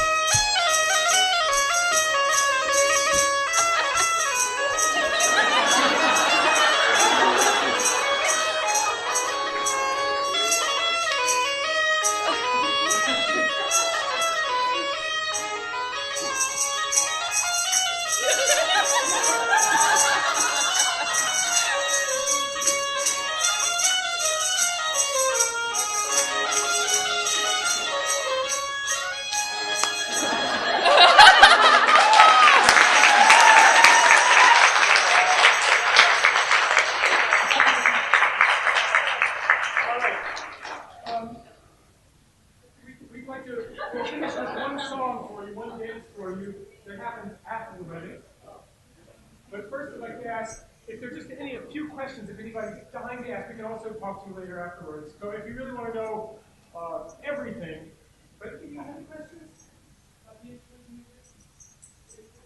Yes.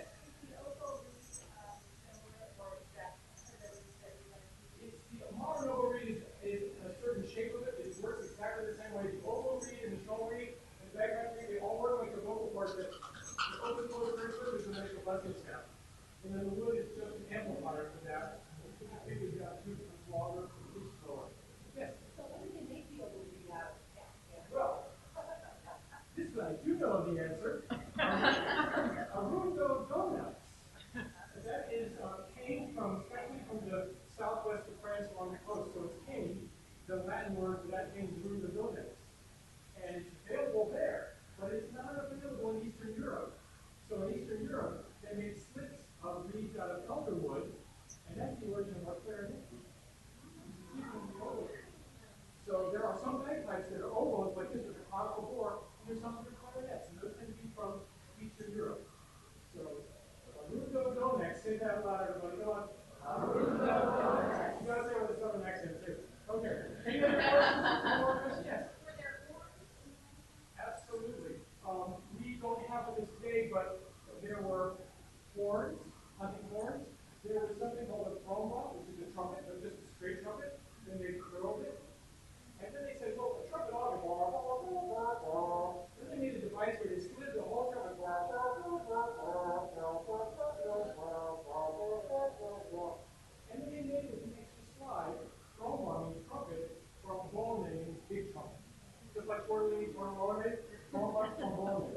They didn't know that, but yes, they had horns and trumpets as well. These are actually two kinds of trumpet players in the Renaissance.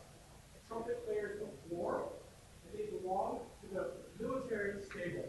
They went everywhere with the horsemen and they were military, and then minstrel trumpet players, and they belong, and yes, I do mean they belong in the nobility. And to own a trumpet, you had to beat somebody, you had to get rights from some king to actually own a trumpet for your town. Okay, one last question, are we good? Okay, so I'm going to now tell you that we're going to play a piece called Scala Zula Marazzula, which was published in Venice in the late 16th century, and it comes from outside of Venice. It's a fertility dance. Why do we know this? Because there's an account, a legal case, of an old Italian lady who's been told by the priest, the local priest, she cannot dance the Scala Zula Marazzula. We know that she was never married and she had a bunch of kids, so she was not like the hoity-toity kind of lady of the town. She was a peasant lady, and she said, "Are you kidding? This is a court case." She said, "I was dancing the Scala Zula Marazzula since before the priest was born, and I'll be dancing after he's dead." She was already in her 70s at the time, and she's probably right, we don't know.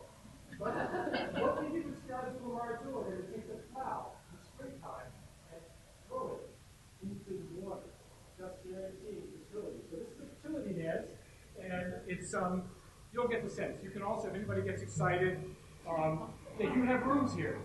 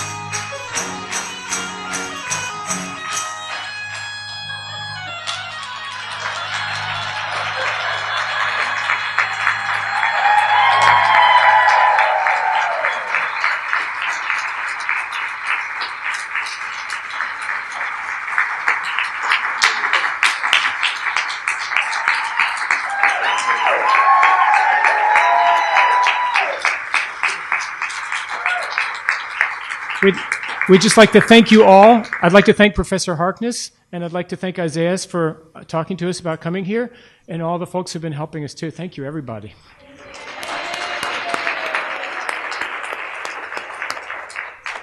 Bravo, brava. Thank you guys so much. This was beyond incredible. Like, Laura and I talked, and we kind of want to shut the doors and not let you leave. Or maybe pocket you guys. I don't know. But thank you so much. This was absolutely amazing, wonderful, beyond belief. Thank you.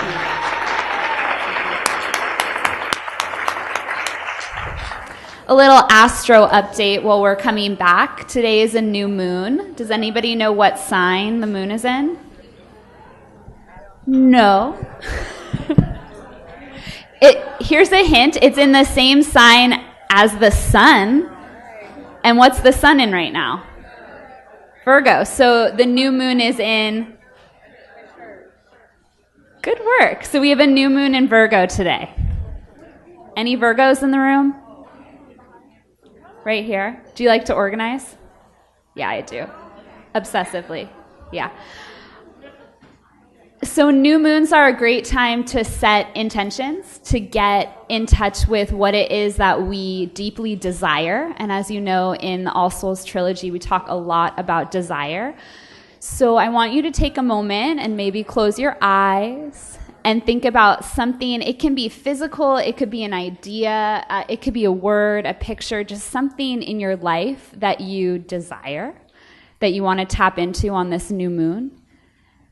And then as the moon grows bigger, you can kind of watch your desires manifest. So that's how we kind of track the course of our life with the moon. So just take a moment and touch into that. Take a deep breath in through your nose and out through your mouth. 2 more like that. In through the nose and out through your mouth. And 1 more like that. Deep inhale through the nose and exhale through the mouth. So we've been sitting quite a bit now. So we're going to warm up the body from the head all the way down to the toes. So we're going to start with the neck circles. You can just go side to side like a half moon, so ear to the right and down, ear to the left. As you do this, let your shoulders relax. That's the point. Down to the right. Good. And down to the left. Take an inhale. Exhale, center. Inhale to the side. Exhale, center. 1 more time each side. Inhale and exhale. Inhale and exhale. Interlace your fingers behind your head. And you're going to press head into hands, hands into head. And it's kind of like you're trying to lift your head off your neck. And even if you pull really hard, it's not going to go anywhere. So go for it. Lift. And then press your head back into your hands. Press your hands into your head. Now wrap your elbows forwards a little bit and drop your shoulders down. Press back. Take 2 more breaths. Inhale. Exhale. 1 more. Inhale. And exhale. Now you're going to open your elbows up, lay your head back into your hands, and open your chest up towards the sky. Take 2 big breaths here. It's kind of like you got chicken wings. And exhale. 1 more. Inhale. And exhale. Come to center. Relax your arms. Circle your shoulders up, back, and down. And it can kind of be like wings flapping. The elbows can come out to the sides. Yep. A couple more like that. Up, back, and down. Yeah, get into that good stuff. So you're going back. Yeah, there you go. Inhale, exhale. You got 3 more. Inhale, exhale. Nice. Inhale, exhale. Are you breathing? 1 more. If you're vampires, you don't need to breathe so much. But the rest of us, we need to keep breathing. Bring your hands to your hips. Bend your knees a little bit. We're going to do the Elvis to the right. Yeah, keep the knees bent. Don't lock your knees out. So you're getting into your hips, obviously, right? And you can really stick the booty back behind you when you go for it. Go for it. You got 3 more this way. Oh, get it. Yeah, 1 more. And then the other one. So booty out and forward. Knees soft. Out and forward. It feels good, right? Yeah. It's just yoga. It's not so serious. 1 more. Good. And then do a little shake. Now we're going to stand on 1 leg, so you might want to grab your chair if your balance has something to be desired. Lift your right foot up and circle your ankle. You get a snap, crackle, pop, you get extra credit. And then go the other way. Shake it out a little bit. Good. And then the other leg. Circle. And then the other way. Good. And then shake. So we're going to review the goddess pose. So those of you that were here and did it, you can go right for it. And those of you that are new, you can look at those who have been practicing a little bit. So the legs are wide. The feet are turned out. The toes are in line with your the knees are in line with your second toe. You're going into your birth squat. Send the tailbone down towards the floor, belly in. That's going to protect your lower back. And you've got it, the arms. So arms out, shoulder height, first finger and thumb together, individual consciousness, cosmic consciousness. Shoulders are soft. We're experiencing thigh burn. And now you're going to close your eyes and breathe into your desire. Right? The more it burns, the closer it is to you. Relax your shoulders. You got a few more breaths. Just like 10 more minutes here. Maybe go a little bit deeper if you got it. Oh yeah, 3 more breaths. Breathe into it. If you've got to come out, that's fine. No surgeries today. Last breath. Good, and exhale. Stand up, do a little shake. We've got one more big pose. This is Crescent Pose. Your right foot's gonna come forward, your left foot's gonna come back. You're gonna be on the toes of your left foot, so your heel is off the floor. You're going to bend your knee in line with your right second toe. And don't bend the knee past the ankle. It's not so good for the knee. So if you need to bend deeper, walk your front foot forwards. So this is Crescent Pose in honor of the Clairmonts, in honor of Matthew's seal, right? Crescent moon. And reach the arms up. And the chest leans back a little bit. So you can kind of see from the back all the way up to your fingers, your body's making a crescent. You can look up. Take 3 breaths. Yeah, if you got to come up and down, that's okay. 1 more breath. Good. Gently straighten the front leg. Bring your hands down. Maybe grab something. Step your feet together. And then other side. So left foot forward, right foot back. Bending the left knee. Arms are going to come up. Good, you guys. And then really activate the fingertips. There's magic in your fingertips. You all know that. So lift them straight up towards the ceiling and relax your shoulders down. Bend into that left knee. Look up. Lift your chest up. 2 more breaths. Good, and then gently straighten the front leg, step it together. Either stand with your hands folded over your heart or have a seat in your chair. Close your eyes. Breathe. Just feel your heart beating in your chest. Feel that life inside of you. Feel your breath moving in your chest. And just take a moment and know that the microcosm of our bodies reflects the macrocosm of the universe. So all of the elements in nature are alive in ourselves. So in a sense, we are the universe. We have all of that power. And when we can tap into it and transform it, magic can really happen in our lives every single day. So close your eyes, root down into your feet, think about that desire, and breathe into your power. About 5 deep breaths here. And settle everything else. Let the thoughts, the worries, the excitement, everything settle. And just tap into that heart space. A couple more breaths.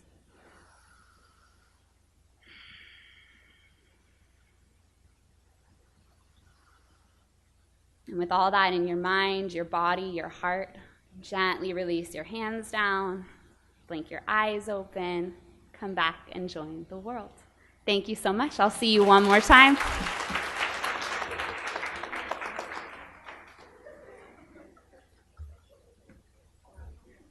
That was awesome, Margaux. Thank you so much.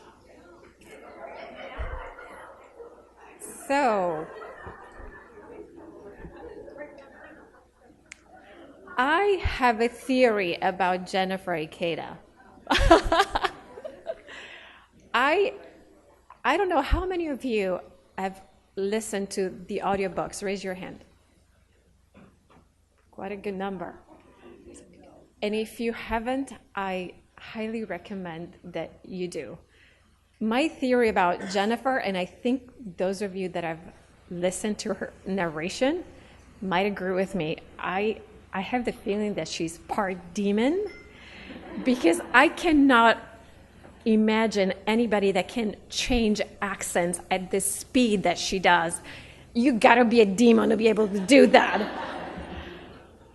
She is so talented, and actually the first time I read the books, it was through her narration, and the way she brought the books to life for me, I just cannot get over it, because I don't know anybody that talented.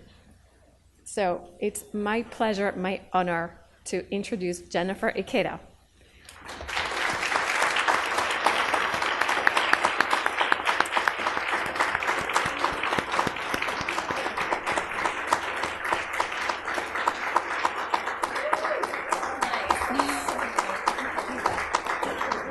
I'm hyperventilating.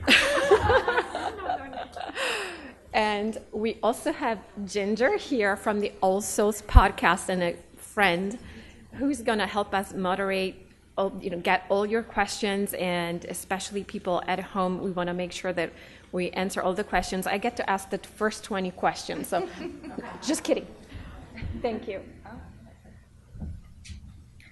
So welcome, everybody. Welcome, Ms. Ikeda. And it's taken me so long because I want to say Ikeda, but it's Ikeda. That's right. Okay. Perfect. Rhymes with Eda Mame. Like your Ikeda Mame. That's right. Got it. Okay, we'll never forget it. Okay, so we have some questions that have already been submitted, and I'm sure Laura will be able to, people can participate as well here in the room. Okay, and are we accepting the hashtag as well? Okay, so the hashtag is #AskAllSouls. So I have it up here on a little iPad, so if you are participating, even if you're in the room, I will refresh every so often and include those as well. So, Ms. Ikeda, have you taken any classes at Juilliard? Oh, sorry. Ms. Ikeda is a Juilliard alumna. Yes. Very, very prestigious and very talented. Have you taken any classes at Juilliard to master the art of book narration or perhaps vocal narration? Oh, there was a lot of voice work at school. I mean, hours every day of things it was so boring, really. It was like lay on your back and breathe, and like make sure that you feel breath in your rib cage and your this. But it actually was a really wonderful lesson, because sometimes when you're narrating a book, you run out of breath before the end of a sentence. So I actually really needed to have those techniques so that I could prepare myself for some of the long passages and this and that. They don't do any specific work with narration. There is a little bit of accent work. Yeah. Have you, someone asks or says, "You are the sound of Diana to me." Did you audition to be the narrator of the All Souls trilogy, or how did that come about? I did. I went back through all of my, I went back through research and records and everything because I couldn't, and I found the passage that I had to audition with. And it was, I think it's the one that I think I'll read. It was the passage when, at the beginning of the first book, when she's leaving and she realizes that Matthew's following her and they speak for the first time. So when I actually received the manuscripts, I had no idea that the books were going to have so many characters and such an international sort of, but not just that not that there would be so many different voices to master, but also that everybody had such a particular area of expertise. There was so much Latin in the books. There were so much French. I don't speak any French. I just do an accent. I mean, and then in the second book, there were all these passages that were written in Hebrew, and I was like, I don't know what to do. What do I do? So I didn't know when I was auditioning what I was in for. Nicole Evelina from Twitter asks, "Do you work with indie authors on audio or only traditional publications?" I've been doing audiobooks for about a little over 10 years, I think. And I've pretty much gone the traditional route. I work with some companies who, publishing Penguin, who they have all their own in-house stuff. But I'm happy to, if it's an interesting piece of material, I'm happy to read it. This one was interesting. I had to do a little bit of research to even be able to present this because I want to be able to explain if there's something in case someone in this room doesn't know. Tonality and musicality of the voice must be important in your field. What do you think of the vocal fry? Oh, what do I think of vocal fry? Oh. Does everyone know what the vocal fry is? Vocal fry. Sure.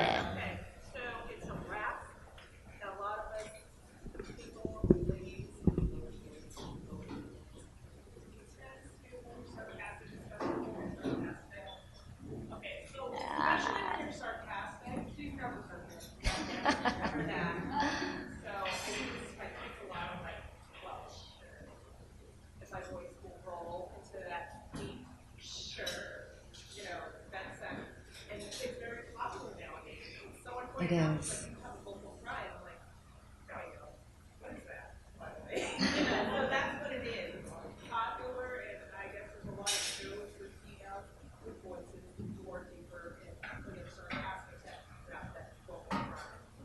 Yeah, that's very, very close. And I auditioned for a lot of just straight voiceovers as well.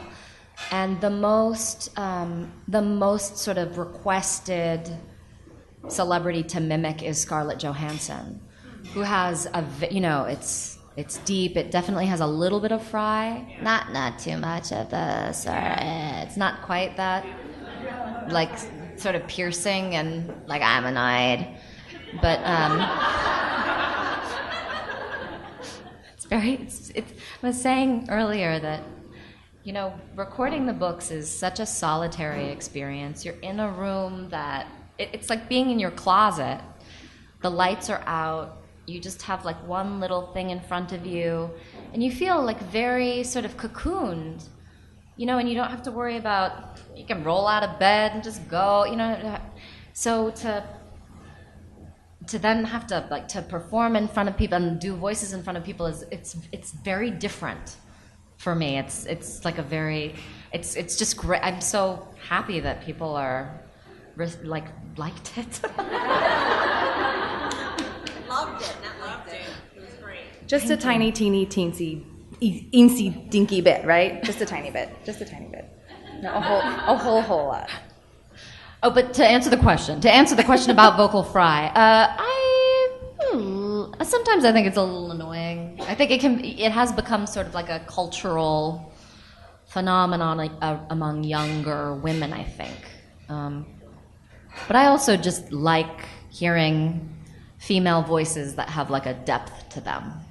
That appeals to me, so that's all. Along the same vein of audiobooks and your projects you've done, how do you prepare for a new audiobook project, and how much, if any, research do you do? I'm really glad about this stuff. So the preparation is everything. These were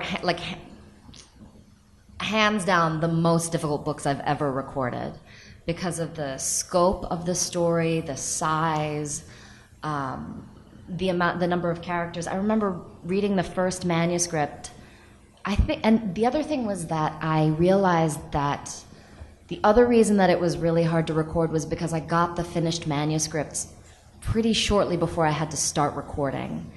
And then once I started recording, the deadlines were fast and furious. So,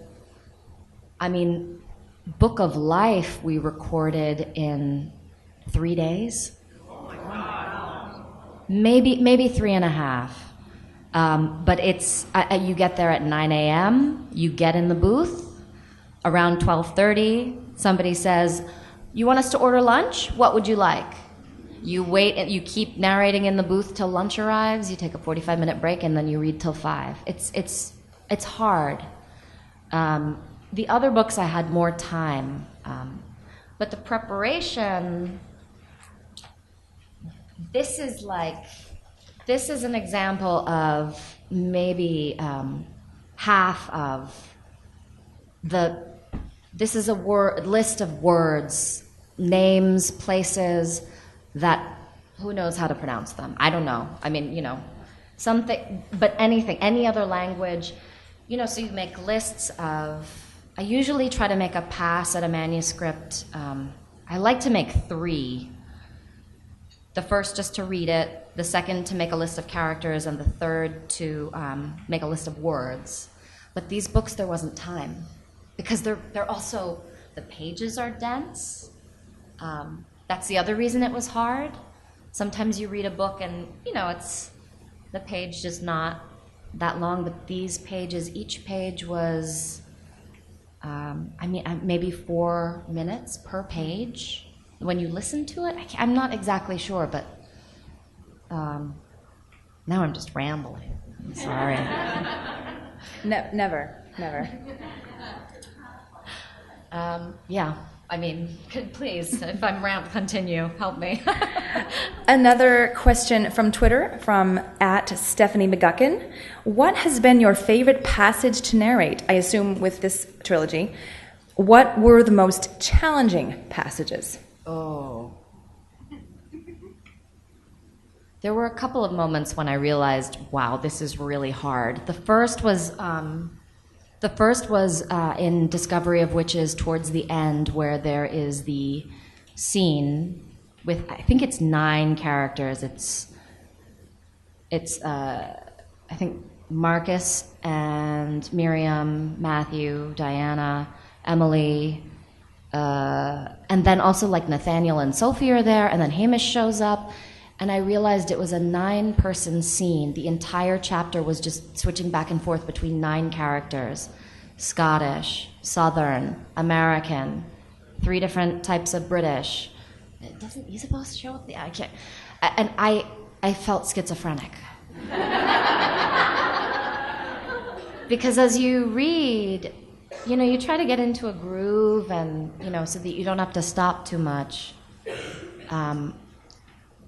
Because, sometimes you're reading and you get to the next line and you're like, who's talking? I don't know who's saying this, until the end of the sentence.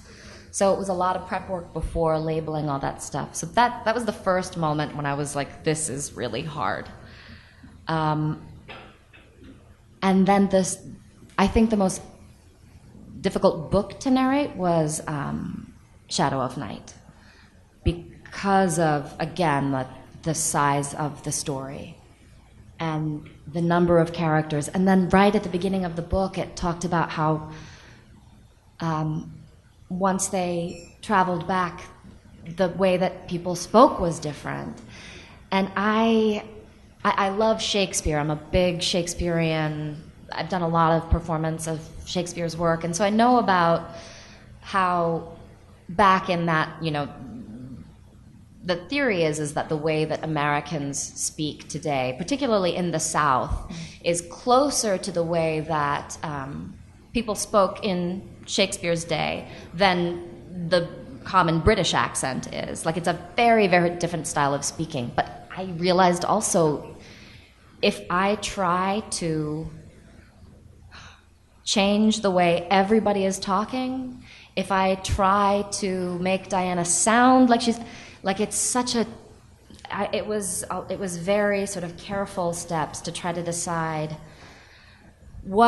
is it important for everyone listening to this book to think, wow, those people sound so different? Or is it more important to make sure that they just get the information and that they have the characters clearly in their minds? So there would be times like that where it's like, okay, Kit, I don't know how to make you sound like you actually, are in your time. So I'm, I don't want to do it badly.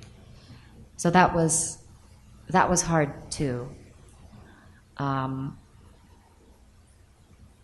then I liked reading, I'd say in Book of Life, I liked reading the scenes when the whole council came together and suddenly you've got the Russian and the Japanese and the Spanish and the this and the that, something about that sort of international cast of characters, because I also felt a little bit more comfortable with some of those accents, so that was really fun.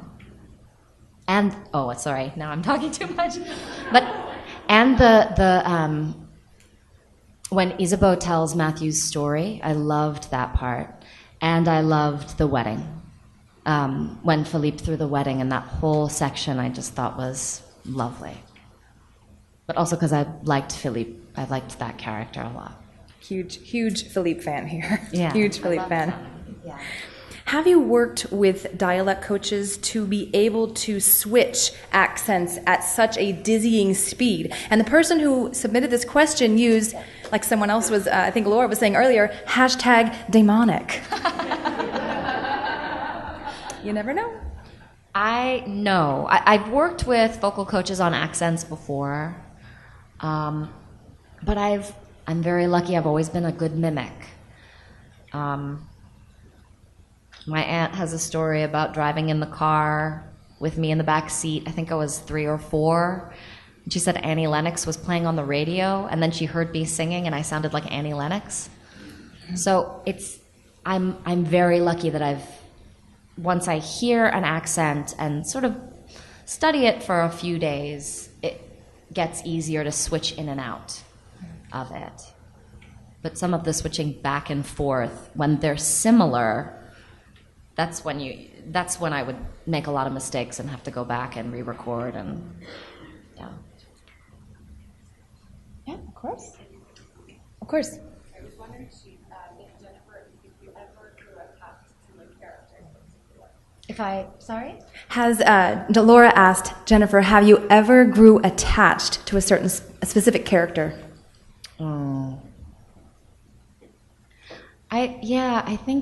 I think in these books, the characters that I grew the most attached to were probably, honestly, Diana, obviously, because she did feel like the closest to me. I wanted to just try to use my own voice so that it felt like the most authentic version of just a smart, educated.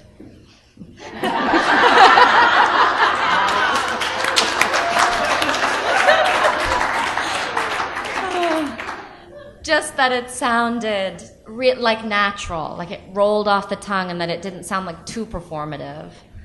But then, like Philippe and Isabeau, I just loved them. There's just something about their energy and their age and their lifestyle, and all of it was great. And then also Fernando in the last book, I really loved him. There was just something. I just suddenly was like, this is such a breath of such a different energy. It's great. Off the top of my head, I'd say those. Yeah. Another question from Twitter, and this is from Mandy, who's actually here in the room. Have you ever found yourself getting too caught up in the story? Yes. Oh my gosh, yes. Yes. I have narrated death scenes and made myself cry. But what's great is that it feels, when I do have a reaction, I personally have an emotional reaction to what I'm reading, I try not to make it, I try to keep it under control so I don't have to stop and blow my nose. But I do think that when I've listened to those passages afterwards, I appreciate the fact that there's a sort of fragility in the tone of it. Because I think that when you hear emotion in somebody's voice, it can affect you in a different, it reaches you, something in your psyche connects to that, because you can hear the emotion and feel it. I get into it. If you could be a creature, which one would you like to be? I think I would like to be a demon. So I'm glad that that's the one I was compared to. If you could pick one of the All Souls trilogy characters as your best friend, who would it be? As my bestie? As my bestie. Well, that's hard. I mean, because if you really want true friendship and a soulful, wonderful connection, probably either Emily, or Gallowglass. But if you want sort of a fabulous, amazing life, Matthew, of course, because then you get to have these experiences that are just like phenomenal, out of this world. Is there any character you would date? Oh, is there any? Yeah, probably a few of them. Yeah, sure. I'd go with Matthew, maybe even Baldwin. Maybe. I'd consider it. Yeah. Gallowglass, like I love the tattoos, great. By weird biker, like Nordic, but great. Yeah, sure. What, does one of them like want to take me out? I mean, we could, tomorrow night. I don't have a set plan. Or maybe we can work on scheduling something later on. I don't know. Laura, is there a possibility to open the questions now to the room? Yeah? Does anyone have a question? Oh, she's going to get a mic. Sorry about that. Oh, there you go.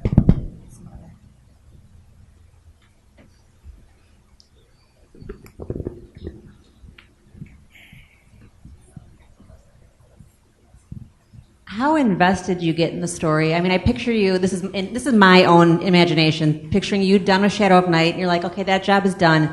But I really want to know who's on the congregation. Which to Clairmont. I mean, so how invested you get? I mean, you're done with the book, or you're done with the job, but are you still? You leave it at the door, and you're not wondering what the third book may entail. I mean, are you a reader like us? I mean.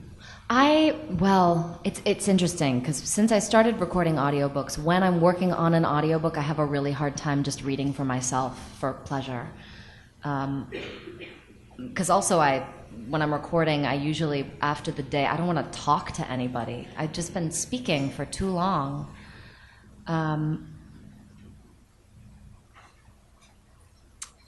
Wait a minute. I had a thought and it's totally gone out of my head because I was like, oh, hello. I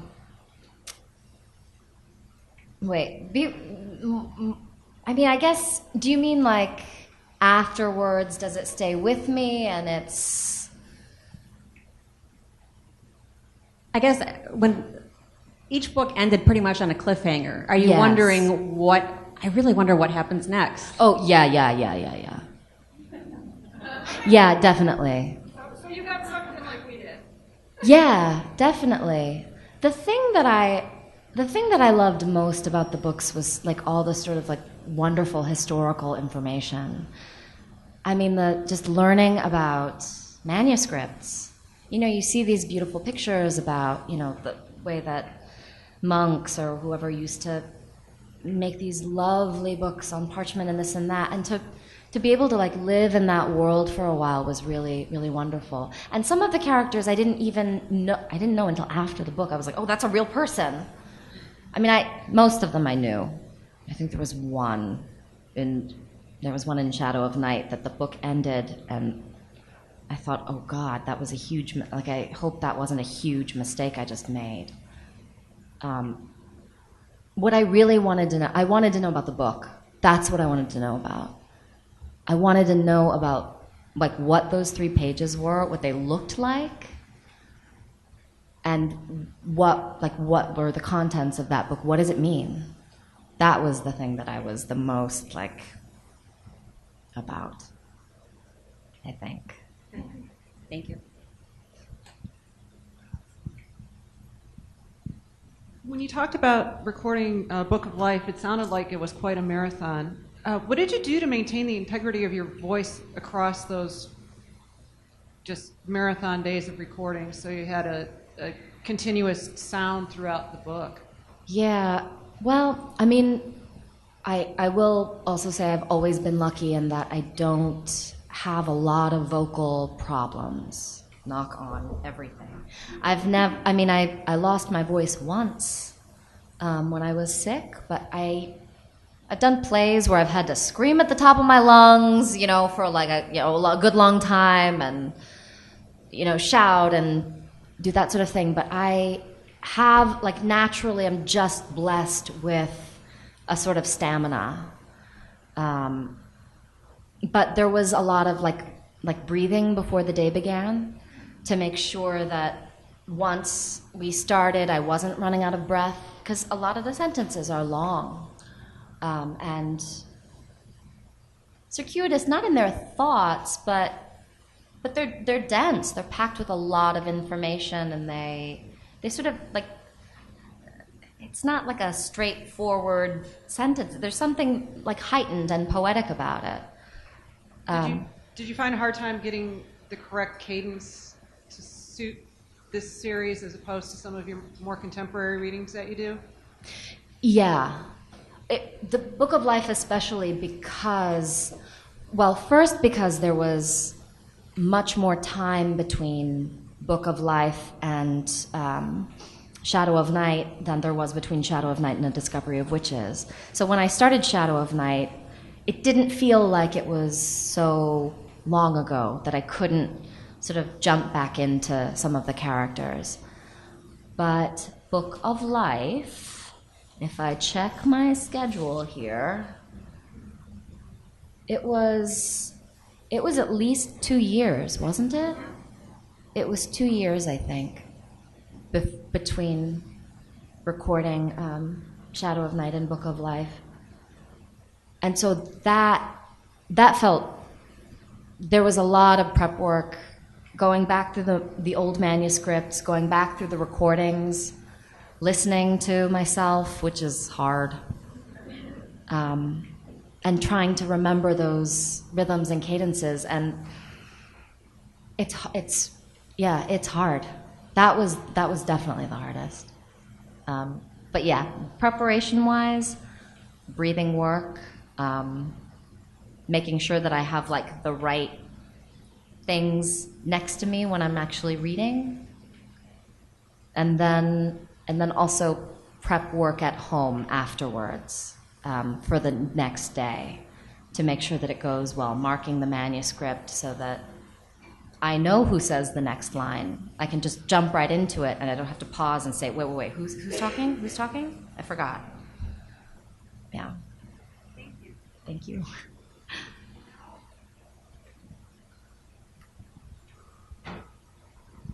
Have you ever been recognized by a fan because of your voice? Like recognize you as Diana when you're just normally speaking? No? Never. And when fans meet you, do they ask you to do Matthew or do Hamish? I've never spoken to somebody. Like I feel so blessed and happy and like overwhelmed. I've never actually met or spoken to somebody who like has responded to the work like this. Well, it's wonderful. Could you do Baldwin for us?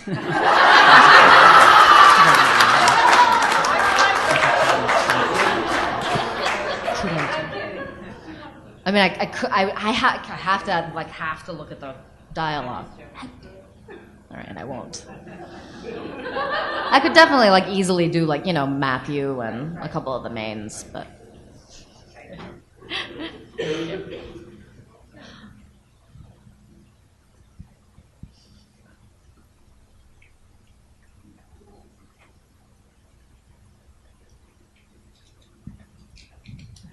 The stories are so rich. Did you find yourself dreaming, like finding themes of demons and vampires when you went to sleep at night recording? I don't remember having dreams about it, but I do remember that like during the sort of, especially for the first two books, and the second in particular. My theory about the second one, the reason why I found it so difficult is because it's sort of like with the Star Wars movies, how like Empire Strikes Back is sort of like the most, I don't know, there's something like wonderfully like psychologically, like there's not a lot of events. It's not like first we're gonna go to Endor and like meet the Ewoks, and then we're gonna go to this place. And although I think they do that there, but there's something about the plot, like the middle of a story. There always has to be a bit of not a pause, but like a poise to it, like a breath, because you're approaching the big heightened end. Oh my gosh, I'm just rambling. I'm so sorry.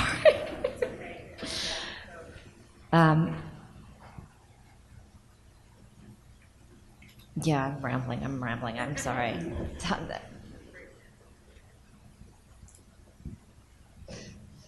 More. I'm sorry. I'm getting.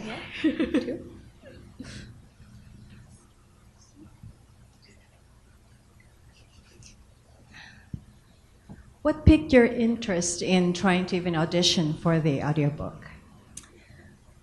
I didn't know anything about it. Okay. I didn't know anything. The company, there's an audiobook company that I had worked for consistently for a few years.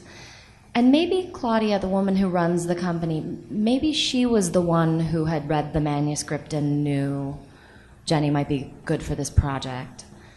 Because when I got the pages, I mean, I do like doing accents. It's fun to like sort of really jump into a different character, and have like a different psychology and all that stuff, different rhythm. So when I didn't obviously know the size of it, but when I was like, oh great, some British characters, oh it's takes place in England, wonderful, great.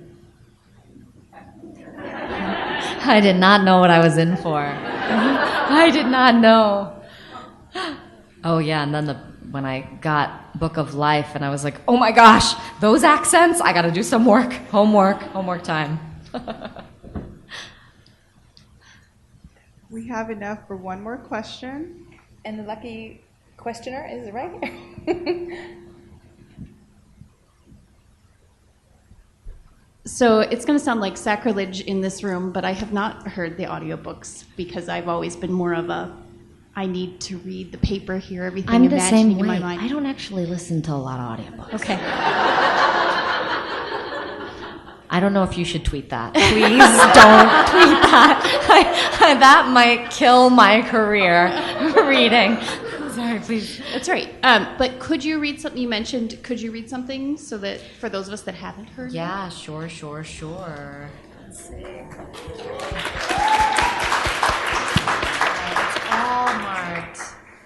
Okay, so like I was saying, it's a very. This will be interesting because usually when I read, it's alone in a room, and I'm not thinking about anything. So this is gonna be.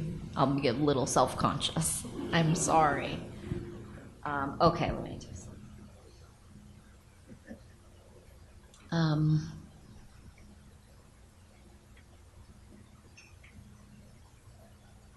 Maybe I should go back a little bit, just a little bit. Okay, this one doesn't have too much dialogue. It's more narration.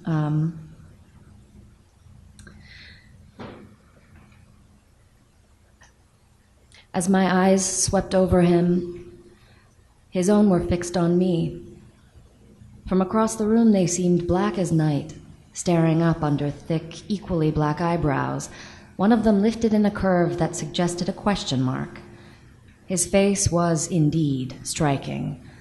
All distinct planes and surfaces, with high-angled cheekbones meeting brows that shielded and shadowed his eyes.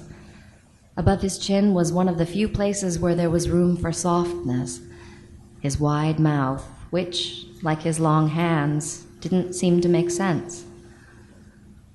But the most unnerving thing about him was not his physical presence. Oh, no, I'm sorry. The most unnerving thing about him was not his physical perfection. It was his feral combination of strength, agility, and keen intelligence that was palpable across the room. In his black trousers and soft gray sweater, with a shock of black hair swept back from his forehead and cropped close to the nape of his neck, he looked like a panther that could strike at any moment, but was in no rush to do so. He smiled. It was a small, polite smile that didn't reveal his teeth. I was intensely aware of them anyway, sitting in perfectly straight, sharp rows behind. Right, that's the teeth. See, this is what happens, is that you start reading and you're like, oh, I thought I was talking about this, but I'm actually talking about the teeth. He smiled. It was a small, polite smile that didn't reveal his teeth. I was intensely aware of them anyway, sitting in perfectly straight, sharp rows behind his pale lips. The mere thought of teeth sent an instinctive rush of adrenaline through my body, setting my fingers tingling. Suddenly, all I could think was, get out of this room. Now. The staircase seemed farther away than the 4 steps it took to reach it. I raced down to the floor below, stumbled on the last step, and pitched straight into the vampire's waiting arms. Of course, he had beaten me to the bottom of the stairs. His fingers were cool, and his arms felt steelier than flesh and bone. The scent of clove, cinnamon, and something that reminded me of incense filled the air. He set me on my feet, picked notes and queries off the floor, and handed it to me with a small bow. Dr. Bishop, I presume? Shaking from head to toe, I nodded. The long, pale fingers of his right hand dipped into a pocket and pulled out a blue and white business card. He extended it. Matthew Clairmont. I gripped the edge of the card, careful not to touch his fingers in the process.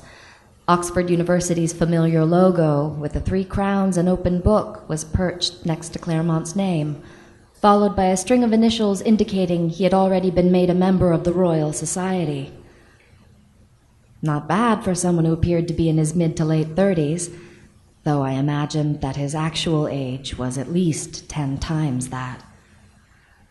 As for his research specialty, it came as no surprise that the vampire was a professor of biochemistry and affiliated with Oxford Neuroscience at the John Radcliffe Hospital. Blood and anatomy, 2 vampire favorites. The card bore 3 different laboratory numbers in addition to an office number and an email address. I might not have seen him before, but he was certainly not unreachable. Professor Clairmont. I squeaked it out before the words caught in the back of my throat, and I quieted the urge to run screaming toward the exit. We've not met, he continued in an oddly accented voice. It was mostly Oxbridge, but had a touch of softness that I couldn't place. His eyes, which never left my face, were not actually dark at all, I discovered, but dominated by dilated pupils bordered with a gray-green silver of iris. Their pull was insistent, and I found myself unable to look away. The vampire's mouth was moving again. I'm a great admirer of your work. My eyes widened. It was not possible that a professor of biochemistry would be interested in 17th century alchemy, but it was not impossible that a professor of biochemistry would be interested in 17th century alchemy, but it seemed highly unlikely. I picked at the collar of my white shirt and scanned the room. We were the only 2 in it. There was not one at the old oak card file or at the nearby bank of computers. Whoever was at the collection desk was too far away to come to my aid. I found your article on the color symbolism of alchemical transformation fascinating, and your work on Robert Boyle's approach to the problems of expansion and contraction were quite persuasive, Clairmont continued smoothly, as if he were used to being the only active participant in a conversation. I've not yet finished your latest book on alchemical Take 3. I've not yet finished your latest book on alchemical apprenticeship and education, but I'm enjoying it a great deal. Thank you, I whispered. His gaze shifted from my eyes to my throat. I stopped picking at the buttons around my neck. His unnatural eyes floated back to mine. You have a marvelous way of evoking the past for your readers. I took that as a compliment, since a vampire would know if it was wrong. Clairmont paused for a moment. Might I buy you dinner? My mouth dropped open. Dinner? I might not be able to escape from him in the library, but there was no reason to linger over a meal, especially one that he would not be sharing, given his dietary preferences. I have plans, I said abruptly, unable to formulate a reasonable explanation of what those plans might involve. Matthew Clairmont must know I was a witch, and I was clearly not celebrating Mabon. That's too bad, he murmured, a touch of a smile on his lips. Another time, perhaps. You are in Oxford for the year, aren't you? Being around a vampire was always unnerving, and Clairmont's clove scent brought back the strange smell of Ashmole 782. Unable to think straight, I resorted to nodding. It was safer.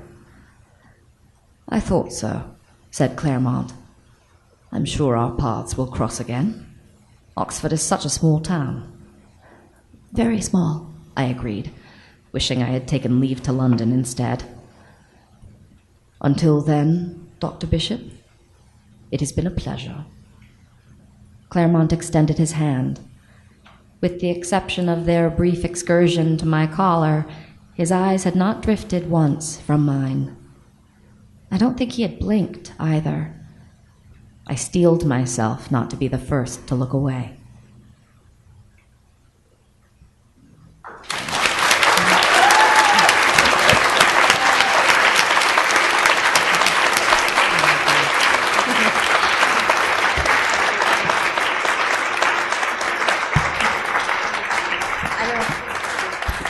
I don't know about you guys, but that was kind of otherworldly. Having I'm right in front of Diana and Matthew and everybody else in the catalog. Thank you so much, Ms. Ikeda. Thank you so much. Thank you so much. Thank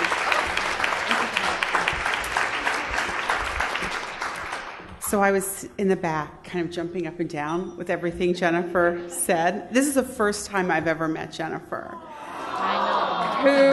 Who I have to say, I'm so pleased she looked at me and smiled, because I knew what kind of schedule she was under to do these books. And whenever I turn in my manuscript, and I'm not kidding you, the first thing I say is, okay, so here's the manuscript.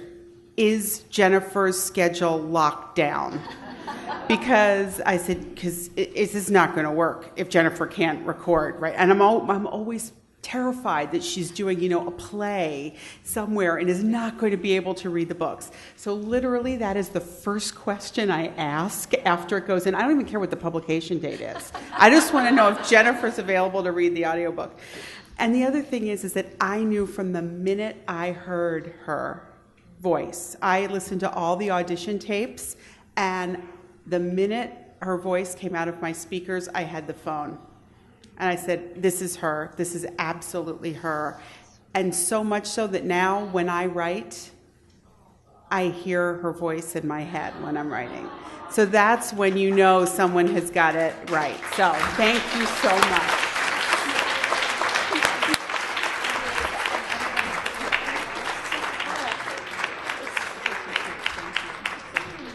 All right, I'm getting off now. I'm supposed to get off too. Take all my research. Thank you, Jennifer. That was amazing.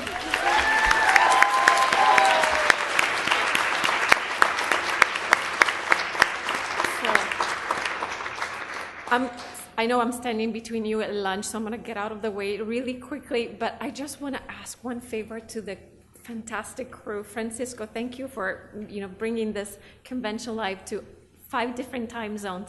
I just wanted to ask you to point the camera to Cora, because there is a dear friend that I love you for doing all the work that you've done for us, Fetch Goody Alsop. If you have not seen her work, we even have her business cards, fetchgoodyalsop at .tumblr.com. She's phenomenal. So later, we're going after lunch, actually during the book signing, it's an opportunity for the photo op. So enjoy lunch, everyone, and people online. We have 1 hour. I apologize, we're running late, but enjoy dinner, coffee, wherever you are, and we'll be back in 1 hour. Thank you.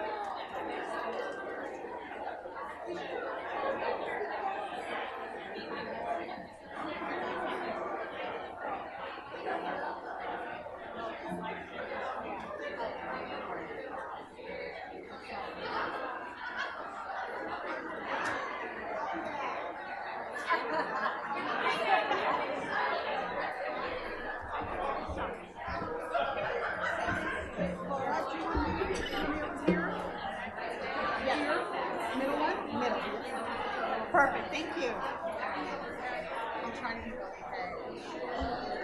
So do you just specify that it's open market? Yeah. Okay. Sure. Okay. You want to start? You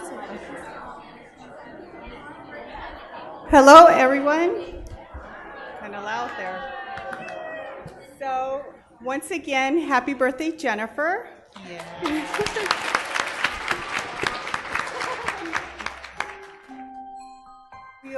We hope everyone enjoyed their lunch.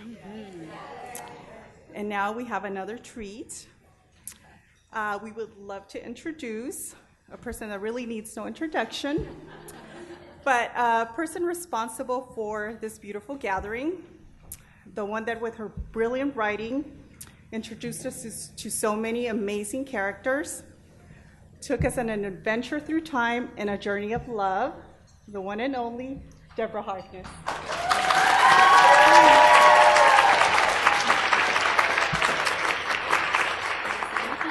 Thank you. Thanks for all coming out and spending the day with me. This is pretty terrific. Oh, wait a minute, though. You two.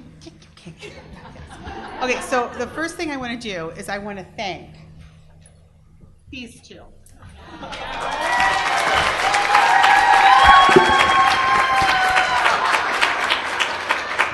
So,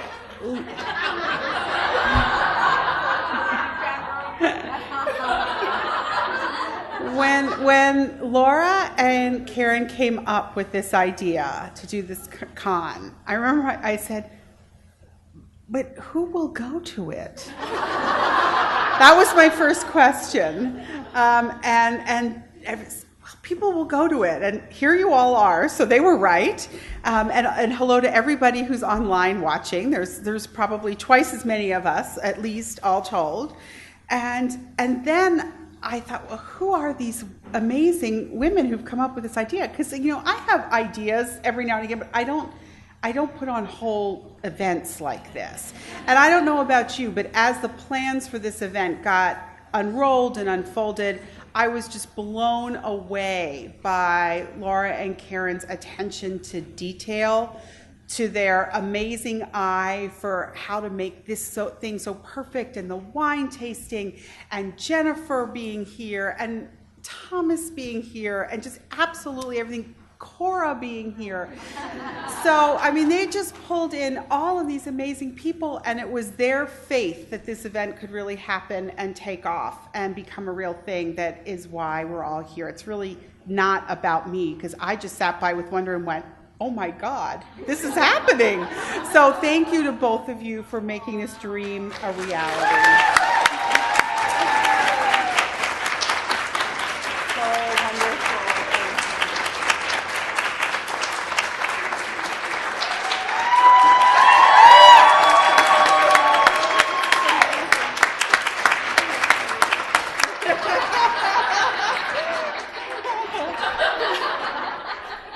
If anybody needs that, it's for everybody to use, okay? There's plenty. All right. So I'm not absolutely sure how we want to even do this, except that maybe I'll just start by talking just a little bit about the amazing journey that I've been on for these many years now, starting in 2008 when I started to wonder if vampires were real. Where did they live, and why didn't I know any? And where did they hang out, and what were their social habits? And that's what led me down the rabbit hole and got me started writing fiction, something I had never done, never aspired to do. The last creative writing I did before writing A Discovery of Witches was in 10th grade. And I started writing in 2008, so at that point I was 43. So from 10th grade to 43, I hadn't ever, nothing could have shocked me more than to know that I was writing a novel. If I had been a betting woman and you had said to me in 2007, I bet you $1 million you're going to write a novel, I would have said, I'll take that bet. Because it just seemed so implausible. I'm a college professor by training. That's what I do with my day. And honestly, I can't really tell you what happened, I guess, in a way. As midlife crises go, it was pretty spectacular. So if you're thinking of buying an expensive car you can't afford or having an affair, don't. Write a novel instead. It's way more fun. And so I started creating this whole world full of characters that now I share with all of you. And I really do feel that way. These characters, the Bishops and de Clairmonts, don't really belong to me anymore. They belong to all of you. And it's amazing to share them with you. So I sold the novel that I had started writing in 2008 in 2009. This never happens. So to say that writing a novel was unexpected is one thing. To sell that novel is another whole level of the unexpected. And then to have that novel be successful enough to bring people here from Iowa and Minnesota and Seattle and New York is beyond anything anybody could ever imagine was going to happen to them when they write a book, right? No matter how wild your fantasies are, this is not it. You've never gotten here. So every day I sort of just still feel like I'm on a magic carpet ride, the Bishop de Clairmont magic carpet ride, sharing it all with you. And it's just been an amazing experience. It's been an amazing experience for me to write it, often under a lot of deadline pressure. Certainly, the first book that I just wrote. Nobody knew about it except for my mother, and then my agent, and then the editor. But with every successive book, there was actually a lot of you who were eager to get the next one. And your experience, of course, was that there were these long gaps between books when nothing happened. My experience of it was that I started writing in September of 2008, and I actually finished writing in January of 2014. I didn't take any breaks during that period. And so if you think about when you got Book of Life, which was July of 2014, from between January when I finished it and July is 6 months. During that time, poor Jennifer had to do her job. All the publishers had to do their job. So, that experience, I had that experience of having to get those books out and to you in something resembling a timely fashion, which when you look at the length of them, sort of having those 3 books come out between 2011 and 2014 wasn't all that bad in terms of getting them. I know it seemed interminable, but I really wasn't like laying on a beach in Cabo and sort of drinking Mai Tais. That wasn't it at all. And then, of course, I've shared in this experience of being with readers and meeting with you and traveling all over the world. And, there are people who are watching us online from all over Europe, in Asia, in South America, all over North America and into Canada. And so it's really become this kind of amazing global experience. People say to me, what is it like to have readers everywhere? And I say, well, it's like being a teacher. I feel very much like I'm just a teacher with a very large classroom and happily no grading to do, because that would kill me. That would put me over the edge. And I've also, while I've been doing this, I have been teaching, sometimes not as much as I'd like, and that's because I still haven't, I know I've got sort of a body double in the room, but I haven't learned how to be in 2 places at one time. I might be able to work on that now, but I can only be in 1 place at a time. And so I've also been sort of juggling teaching and trying to have a creative life and a personal life. And this is no different than what any of us in the room are doing. We're all wearing so many hats these days and juggling so many things. And I, every day I get up and I think, okay, is this going to be a good day or a bad day? And sometimes they're good and sometimes they're bad, and most of the time they're just sort of in between. So I know that there's going to be a lot of questions that ask me to be like, Emily Bishop or Diana Bishop and sort of, gaze into my crystal ball here and predict the future. Will you write more? What will you write? When will they be on the shelves at Barnes and Noble? What day will the television show come on? Who will be cast? But I am not a witch. I am just like Jennifer might be a demon. I'm just a really ordinary human with some demonic moments. But so I'm going to probably be frustrating with the answers to some of the questions that you have the most burning nuts and bolts sorts of questions about, just because I don't have an answer for you. And I'd rather not give you the wrong answer and have to change it than I just rather kind of keep that to myself. But here's what I can tell you. So, what have I been doing since I finished the Book of Life in January of 2014? Well, I've been touring a lot, both for the hardback and the paperback, not just here, but in places like Hungary and Croatia and the Netherlands and England and France, which takes a fair amount of time. I have been teaching in between all of those things. And I've also been writing. So I am writing. And I am writing about people that you know. And that's really, I can't even describe really what it is that's happening, because I wouldn't even want to try, because it's not done, and I honestly don't know. I know what I'm trying to do, but I'm not sure that's what's really happening yet, because it's still pretty raw, rough days. I felt very strongly that when I got off tour, that things would sort of start to sift out and become clearer, and that's really what's been happening over the summer. Stories are starting to emerge and characters are starting to step forward. It sounds very like woo-woo hooey, what is she talking about?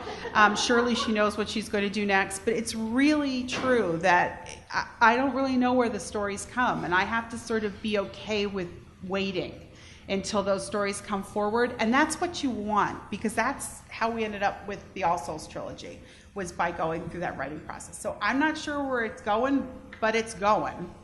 And as soon as I do know where it's going, you'll be among the first to know, because we will keep you up to date. We always try to keep you in the loop with details. It's just, again, we'd rather give you the right information that you can take to the bank and not kind of be, oh, no, we lied. That's not the title. That's not the book. That's not when it's coming out. It's not any of that kind of thing. In addition, I have been working with the BBC on a TV adaptation of the trilogy. So the BBC, when the option lapsed with Warner Brothers, when studios or film companies buy books, they buy what's called an option, which is sort of like an 18-month lease on a property. And at the end of those 18 months, they either have to renew it or start filming, or in my case, give it back, because that was the deal that we made. And so after 18 months of Warner Brothers really working very hard to take a 600-page book and smash it into an hour-and-a-half movie, and they really did work hard, and there were very talented people on the project, it just became really difficult, because we would all just sit around weeping about who couldn't be in the movie and what scenes couldn't be in it. I took a break, and then I decided to talk to some of the people who had been interested from television. And among those, the people who I really felt were just a great team to be working with were at the BBC. So now the BBC has been going through that project and trying to bring everything together. And it's very, very complicated, because it really does involve trying to figure out how to adapt the books for the screen. They can't just film it, right? It wouldn't work. For all kinds of reasons, including the fact that really you only know what Diana knows for a very, very long time. And I just don't think that's going to work in a television show. I think it's going to be really frustrating. You're going to be like, what's happening? And it's different when you're reading a book and you feel like you're inside the character yourself. So there's a lot of really complicated stuff going on behind the scenes, and because we're not done yet, there's nothing to report. And when we are done, the next steps would be that the BBC would actually say, right, you're ready to go. We're going to actually put a budget line behind this project, and that's called greenlighting it. So that's what we're working towards, is that a wonderful, hoped-for moment where somebody in an office says, yep, here's the money.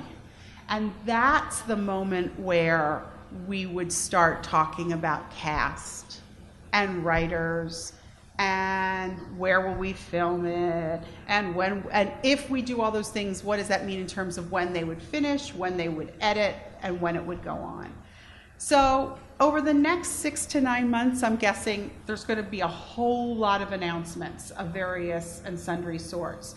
But unfortunately, I don't have any for you today, so that makes me feel kind of sad. But at any rate, I'm happy during the Q&A to answer any questions that you can have other than those sorts of, like I said, the very specifics of, yes, but when exactly so I can put it in my iPhone calendar, and who exactly so I can Google them right now and start arguing with you about the casting. And you know you're going to do that.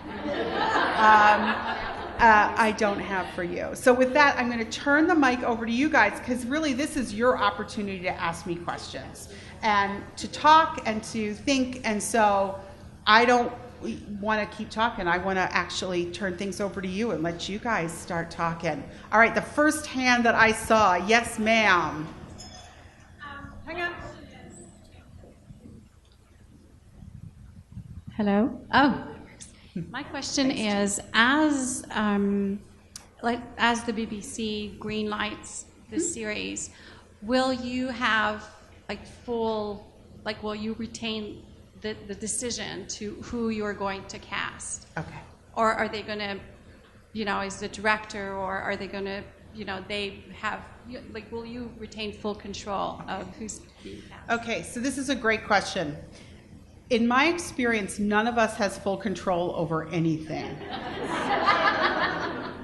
Today I couldn't find my car keys when I was trying to leave the house, So I would never have full control, and in fact never asked for full control, because I don't actually think that's how you do a collaborative project. We were talking at our table about sort of, things that have to be done by committee, and if there's ever anything that needs to be done by committee, it's a work for TV or film. So I don't know, I wouldn't know, I couldn't judge. So will I have opinions on things? Yeah, I'm pretty opinionated. I have lots of opinions, and I'm not too shy about them. So my guess is that everybody's going to know going in how I feel about things. But I also, as a scholar and a teacher, I like to be surprised, and I also like to think I don't always know what's best. So I'm really very open. And here's the thing. The BBC is really good at finding talented actors. I don't know about any of you, but I remember this show on the BBC called Hexed. And it was set in a kind of weird, creepy, gothic boarding school. And the headmaster was this really good actor that no one had ever heard of, named Michael Fassbender. Oh, you mean the fallen angel, Michael Fassbender. Says So Team Baldwin. I kind of feel like that BBC, go for it, because these are the people who have found so many of the actors and actresses that come up all the time as being your ideal castings. Well, guess what? The BBC are the ones who found those and made it possible for you to know who they are. So they could, well, odds are they can do that again. Yeah. They just have a great eye, and they have a great talent pool. And so I'm going to let the BBC do what they do, which is to do that and, chime in and help and support them in whatever way I can. And we'll just kind of go from there. Thanks for the question. Yeah, right next to you. Yeah. So, trying to figure out how to phrase this. Historically, we know politically what brought about the Inquisition and the witch trials. In terms of the All Souls trilogy, do you think demons and vampires might have worked to get the witches out of power? Because we know, you mentioned in Shadow of Night that they caused the storm. that defeated the Spanish Armada and made England the empire it became under Elizabeth. Any possibilities of little, like... So, yeah, I mean, one of the things that I love doing as a historian when I write these books, and I hope this is answering your question, is to go through and look at the mysteries of history. So the Spanish Armada, this was a case where the greatest naval force in the world went up against a totally podunk operation of fishing boats and merchant ships, cargo ships that had been like retrofitted 2 weeks before. And it really was a kind of odds-on, you know, everyone was going to be speaking Spanish within a few weeks in 1588. And yet, through some bizarrely weird meteorological and strategic twists of fate, this tiny little podunk country that everybody thought of as being like really on the verge of collapse emerged as this giant imperial power at the end. So there's all kinds of theories of what happened. And at the time, in the 16th century, one of the theories was that, you know, a great English wind had blown up, this mysterious wind, and blown the Spanish off course. And actually it was attributed at the time to some kind of magical or supernatural agency. So I love finding those moments that historians agree something funny happened there and we can't even explain it, and then sticking vampires and witches and demons into it and seeing if it makes better sense. As a historian, it's so much fun to do that. And I have great material to work with. I don't have to make up these weird twists. I inherit them, and then I just get to play with them a little bit differently. So yeah, I mean, I think what we know about power is that always, everybody always wants more power than they have, and they want other people to have less of it than they have. So do I think, logically speaking, that the vampires and demons were plotting to bring down the witches and their power? Yes. Do I think the witches and the demons were plotting to bring down the vampires? Yes. Do I think the demons were trying to bring down everybody else? Absolutely. Because that's just the way the world works. And why should creatures be any different? So does that answer your question? Okay, great. So I've been researching a lot about the meditation references that you mentioned in the book, and I have a couple of words: Aurora Consurgence, the goddess Sophia, and meditation on the goddess of wisdom, and how that made it into your book, why Sophia's name isn't in the book. If you could elaborate a little bit on the goddess.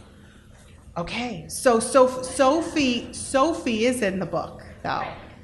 So, and the reason that Sophie and Phoebe are both in the book are that these are two young women who I've known since they were 3 and I think 5 or 6 respectively, very close friends, children, and they were just always these amazing, bright, lovely young women, and they have turned into amazing, they were lovely girls, they've become lovely women.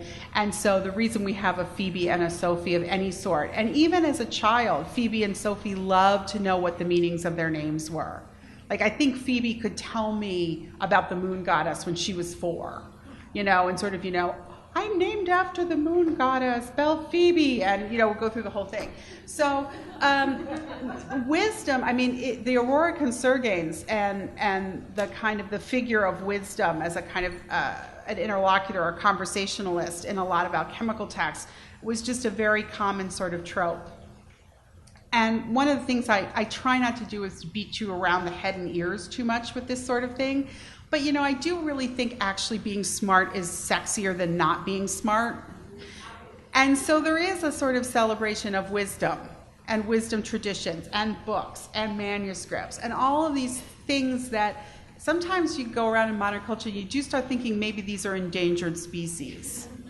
And so I really did want to sort of play on that. And even in the book, Sophie's got a very kind of unique and different sort of wisdom in there. Diana was the goddess who's sort of at the center of the books for all of the obvious reasons. But the other goddesses are in there if you look hard enough in enough directions. But and the Aurora Consurgens is just an amazingly beautiful text about the female principle in creation and in the story of life. So It's an alchemical text that I've taught, and my students are always amazed by its poetics and what it's like. So it was a treat to share that as well. So I don't know if I had a real definite plan about it, but that was sort of how those elements got in there. Great question. Thank you.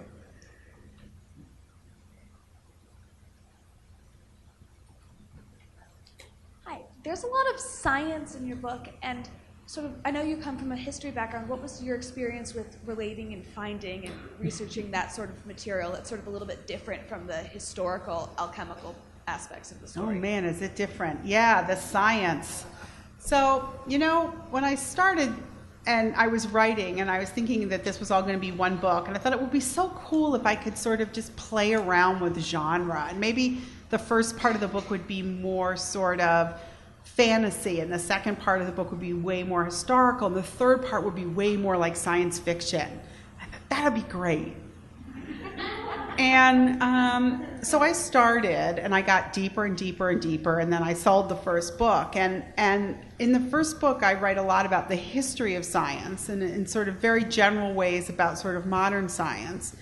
And it was only then that I had this crashing realization that when I got to the science-y book, in book 3, that I was really going to have to know what the heck I was talking about when it came to science. So I did a lot of reading. And one of the things that was amazing about the series was a lot of what I spoke about in that those laboratory scenes between Marcus and Miriam in Discovery of Witches back in 2008 when I was writing was all theoretical. By the time, fast forward to 2014, it was no longer theoretical. They had, every day I would get on, my news feed, and I think, oh, please, no more scientific discoveries today. Because I was trying desperately to finish Book of Life, and it was like, guess what? Scientists have discovered that junk DNA is really important. I thought, okay, well, Marcus wins that one. Oh my gosh, we've discovered we actually have Neanderthal DNA. So I was trying desperately to stay on top of things, and that's when I got really panicky about how accurate I was and contacted my very generous dean at USC, Steve Kay, who is a geneticist and a scientist, and he put me in touch with his wonderful postdoc, Susanna Wong, who helped me, who read what I wrote and said, okay, in the universe that you've created, this works, and was so helpful in terms of just troubleshooting and suggesting things. And I have to say that it was a real education for me, because I work earlier than Diana, so I'm even further removed from modern science than Diana is. So I did huge amounts of reading. I did so much reading that now I get emails that say things like, having problems with your peptides? Do you want to run faster? And I'm like, nope, but I've read so many scientific articles that now they've tracked me as being a scientist. And the most wonderful thing happened, I went to my mailbox a couple weeks ago when school started, and I opened this envelope, and it was addressed from someone I didn't recognize who it was. It was sent from Florida, and I opened it up, and inside there was a note saying, my grandfather really wanted you to have this. And I opened it up, and it is an off-print, which is what scholars do. We send copies of our articles to colleagues who have helped us or that we know or we want to know about our work, and we sign a little thing to them at the top, and they're called off-prints. And this was an off-print from a 1968 article by a scientist whose last name was Donahue. And it is the article that Chris mentions to Matthew. Oh, you used Donahue's work on pedigrees to get, oh, that was a good call. And it said at the top, thanks for the publicity, Roger Donahue. And actually, his children and grandchildren have been listening to to Jennifer's audiobook. And they're reading it, it got to and it's Donahue's thing on pedigree, and they all rewound it, and they listened to it again. And they rewound it, and they listened again, and they're like, I think that's Granddad. And so that's been one of those sort of magic moments of the trilogy where I think, oh, thank God, I did my research well enough and got it right that even the people I was invoking, so far I haven't had a message from Darwin, but I'll let you know if it gets in touch. Thanks. An in-between question is, I wander over there with the high heels. Any new characters knocking at the door? Oh, yeah. She's not going to tell you. I'm not going to tell you. They're tender green shoots right now. Yes. Hi, I'm a college English teacher, and if I had had a history teacher, probably who made history as fascinating, I might have been a history teacher. But I was just wondering two things. Have you seen like an upsurge in your class sizes because they are interested in the person who's behind the trilogy? And how did you get past that block of, I'm so sick of looking at graded papers that I want to actually sit down and write? Two questions. So I haven't really noticed an upsurge. If anything, I think I've noticed a slight wariness. I think there are people who now, I'm worried that maybe that they think, oh gosh, no, I can't go. I don't want to take it. Before I was just Professor Harkness knocking around an SOS, and it was, fine. I was just like any other professor that was out there. But sometimes I think, oh, I hope they think that they can still come and take classes with me. I do teach the big survey still, so that's 250. It's a required course. It's capped. It's always full. It was always full before, but it's wonderful always to have students be interested in what it is that you're teaching. So this semester I'm teaching something very hard. I'm teaching paleography, which is the study of ancient handwriting and manuscripts, and that's a little bit harder to sell in terms of, because there's a lot, it's complicated and a lot of homework, which most college seniors are not looking for that in their last year. Look at that head shake. No.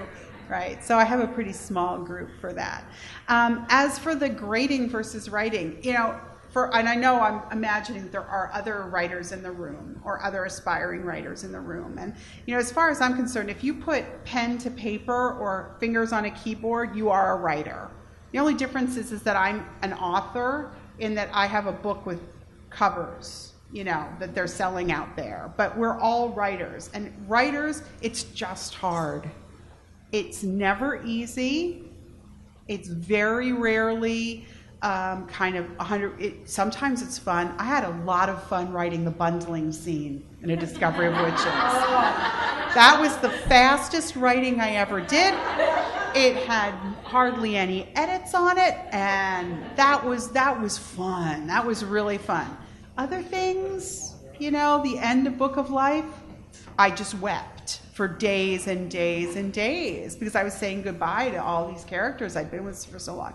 So writing's just hard, and I think Jennifer really mentioned this too, where she gets emotionally involved. There's a way in which if I don't cry or if Jennifer doesn't cry, you won't cry. You won't have those feelings. And that includes the difficulty and the struggle and the joy when it's working. So you just kind of have to go for it. And let me tell you, it's just hard. And the only thing I can say is it's got to almost be like brushing your teeth. Every day I write, most of the time it's terrible. Most of the time I don't get to do it for as long as I wanted to, but as long as I have 5 minutes to brush my teeth, I've got 5 minutes to write. And I write it. And sometimes that's all you get in a day, but I do it every day. And that's the only advice I've really got. Every book in the world has been written one word at a time. So even if you only write one word a day, at some point you'll have a book. If you just keep going. Exactly. You have to do more. One letter at a time, I'll have to get back to you on. But one word at a time, I promise you it will work.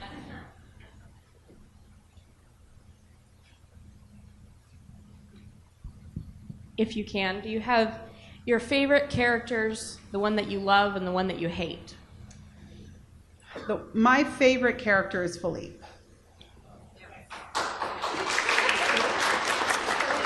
Yeah.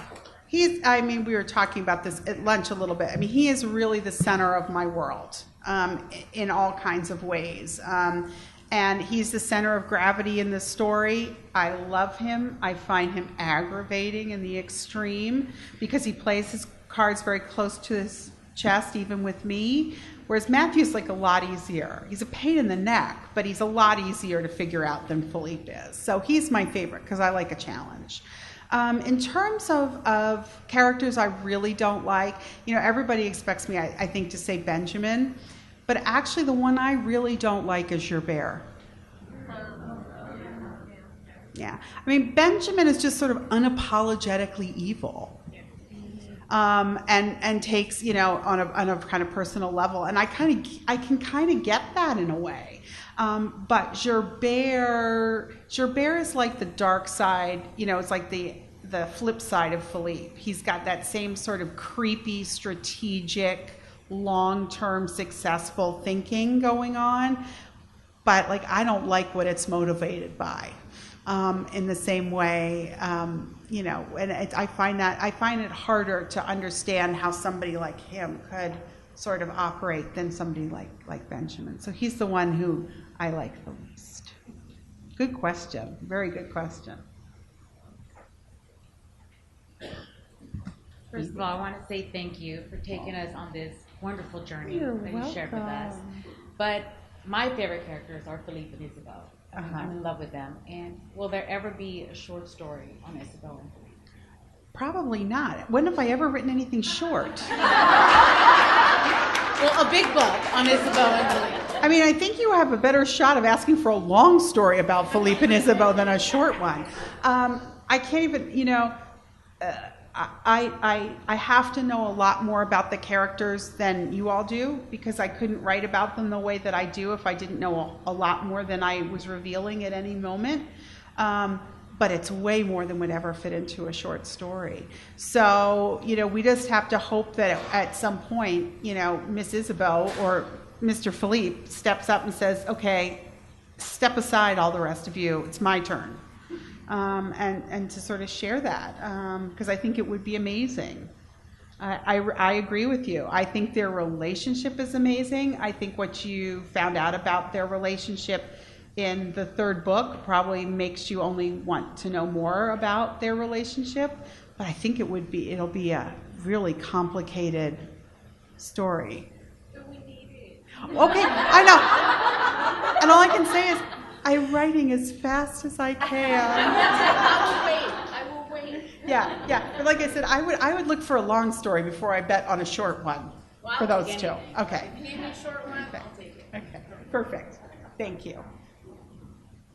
I know you're teaching and writing again. Are there any authors that you read or you recommend until you drop another book on us? Well, the ones that I think again I keep feeling like Jennifer I was so struck by so many of the things that Jennifer said when she was up here. When I'm writing, I watch very little TV and I read very little.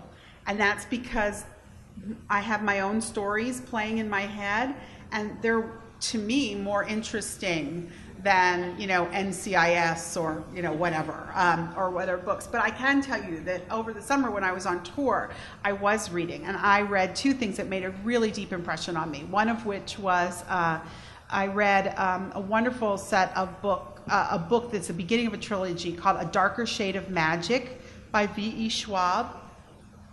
It's about four parallel Londons: Black London, White London, Red London, and Gray London. And they all have different amounts of magic in them. And some of them don't have any magic, some of them are fueled by magic, and it's about the story, and moving objects between different Londons is forbidden. So of course there's a giant smuggling trade. And it follows it was wonderful. I mean, literally, I read it, I thought, oh, I wish I'd written that book. That is the best book. So that's a really fun series written by a very accomplished author. She wrote a book called Vicious that some of you may know. So she's wonderful. And then the other thing that I read was, I think it's just about out now, so you can get it in your hands very soon, is Big Magic by Elizabeth Gilbert, which is about living the creative life. And it's just got that amazing Liz Gilbert combination of funny and down-to-earth and amazing insights. And it's really inspiring to go back to the question, sort of like, how do you write something creative when you've got a giant stack of to-dos that are not inspiring? Her answers are just wonderful. So this is a woman who wrote Eat, Pray, Love, and who wrote The Signature of All Things, the novel. And I really needed that right at that moment, and I found so much wisdom in it. So, and I think it may come out in a week, maybe The 22nd. Okay, so really, really close. Highly recommend it. Just as a sort of inspiring thing when you're, finished doing your yoga to read a chapter in it. It's really great stuff. Thanks. So I have a question. I have an answer. Good. She said boldly. I am a huge X-Files fan. Uh-huh. And I've noticed a lot of references throughout the series, including the series name. And I just wanted to see if, basically your take, are you a fan? How did all that come about? I would think you are, because Mulder and Scully, I love the X-Files. I thought it was such a wonderful plot line because it was really about pushing the boundaries of what you could explain. And if you couldn't explain it, did that mean it wasn't real? These are questions that I deal with and the people I study dealt with all the time. I study people who lived in a world where most of what they believed in most powerfully was stuff they couldn't see, demonstrate, scientifically verify. It didn't mean they were silly, and it didn't mean they lacked intelligence or anything else. It just meant they had a whole different way of thinking about the world and their place in it than we do. So I loved it because it was so modern, and yet it harkened back to so many kind of old ways of thinking about the world that I adored it. So yes, and what the answer is out there. Was that the truth is out there? I just love that. Yeah. Well, I think sometimes when you read stories that are urban fantasy or are fantasy more generally, you do kind of get the sense that they're living in this weird bubble and that popular culture never touches them. And I'm sorry, vampires would just be all over cell phones. They would have been they're the ones who are now making it impossible for us to pre-order the 6S or whatever the new phone is. Because you just know that they're getting it all first. Because, can you imagine how exciting something new would be if you were a vampire? God, you'd think you died and gone to heaven. So yeah. So I like having that mix. And I also like it, of course, that Matthew's kind of slightly behind the clue bus all the time about them. Even with the Muppets. So in reading the books, I noticed some parallels between Matthew's friendship with Marlowe and Matthew's friendship with Hamish. And I always had this question in my head of why would he choose to surround himself with one particular type of creative demon, have this really tumultuous experience, and then turn around and befriend Hamish? I noticed that they have some commonalities, some similarities, but they're all they're both completely different. But yet, kind of, they feel like when I was reading it, every time I reread it, I always think they're kind of two sides of the same coin. They're both two separate extremes. And did that occur to you either while you were writing it, or in revision, or editing, or at any point? It's a great question. I knew that the real Matthew Royden that historians know was friends with Marlowe. And so I had to create all of Matthew's character around the notion that no matter what else happened, he would have been friends with Christopher Marlowe in 1590. And so that led me down to thinking, okay, what would have prepared you in 1590 to befriend somebody kind of as dangerous on so many levels, in terms of Marlowe's sexuality, in terms of Marlowe's religious beliefs, in terms of his work, everything. Just a really, really kind of dangerous person. And, Matthew does have a taste for danger. The other thing, though, is that it is largely because of Marlowe that Matthew has a brother named Hugh, who had a life partner in Fernando at a time when that was pretty dangerous as well. And who was also loved literature. I love that way that Fernando has of describing Hugh. That if he was responsible for getting into the battlefield all by himself, it would have been a disaster, kind of thing. And so Matthew adored Hugh. We know that, going into it. And so, in part, when he befriends a demon like Marlowe or like Hamish, it's because on some level he misses Hugh, and that there's a way that they somehow, I think, remind him of that brother who was really important to him. So that's the way I worked from sort of what I knew about Royden to figure out a very long backstory and what it must have meant to Matthew, and then had to then pull it into the present. And that's how that whole cycle works. Does that make sense? Yeah. So it's kind of not what you would think of, but that was part of it. Yeah. Thanks. I've never actually explained that before. That was awesome. Thank you. That was a question I never had before. Hi, Deborah. My name is Candida. I'm thrilled to sort of meet you here. If this question is answered in the book, I'm embarrassed that I'm asking it, but I can't. I'm going to ask it anyway. I'm a teacher. It's all that's good. true. That's right. So, given that there's so much witch burning going on during the Renaissance, why did Matthew pick to go back to that time period? I mean, couldn't they have picked another time period that maybe would have been a little safer for Diana to learn witchcraft? You're looking at me like you should know the answer to that question. No, you should know the answer. Okay. So the thing is that, Matthew is many things, but one of his fatal flaws is his unfailing belief that he can handle it. And also his unfailing belief that he surely handled it before and it really wasn't all that bad before. So one of the truths is that actually there really was relatively little activity surrounding witches in England at that period. What Matthew was not really tracking very well was what was happening in Prague and what was happening in Scotland.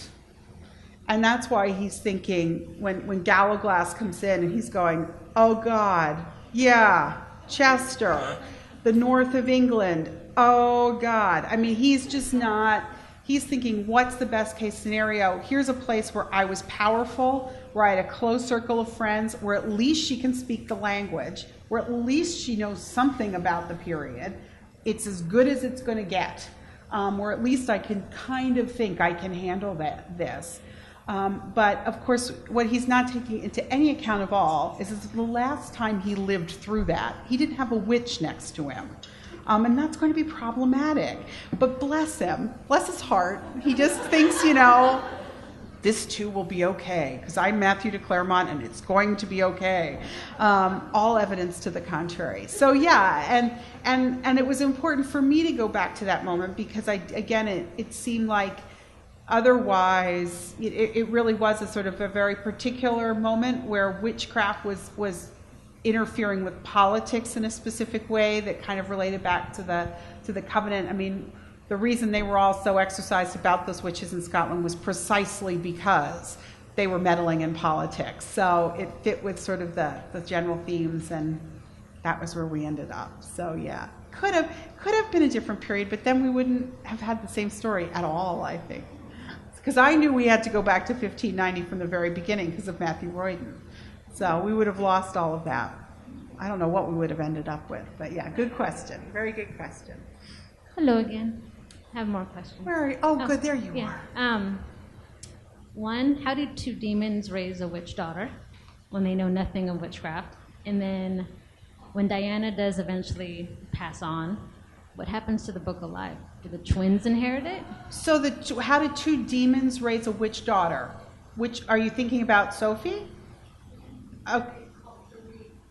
So her actually she's got a witch father. Her father's a witch.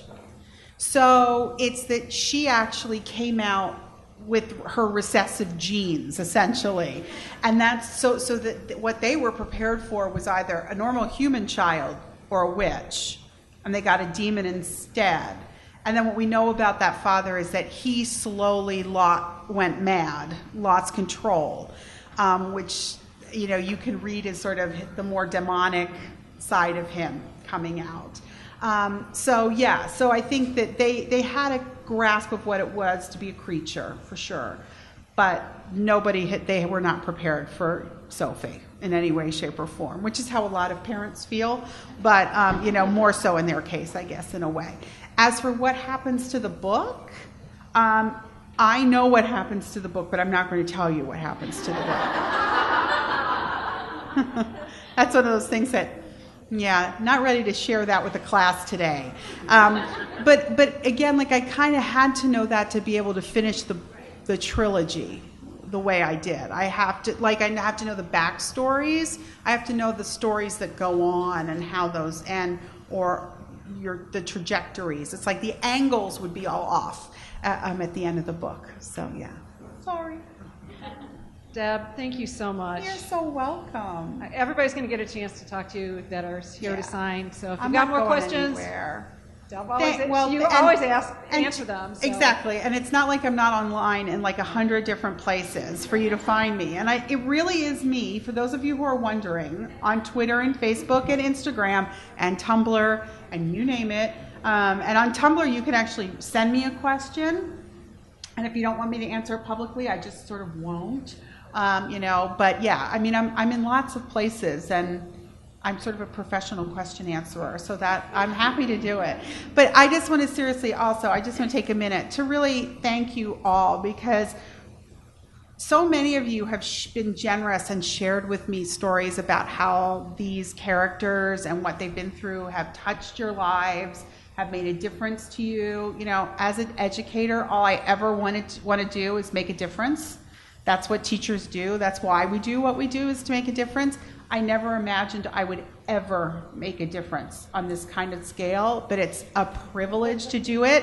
And I know that every morning when I wake up. I know what a privilege it is to share this whole world with all of you. So I want to thank you, and thank Laura and Karen and all the volunteers, and Miss Lily, who's taking photos, and the people behind the cameras, and just everybody here. It's just been a really special day. So have more fun, and I'll see you in a few minutes. Yoga.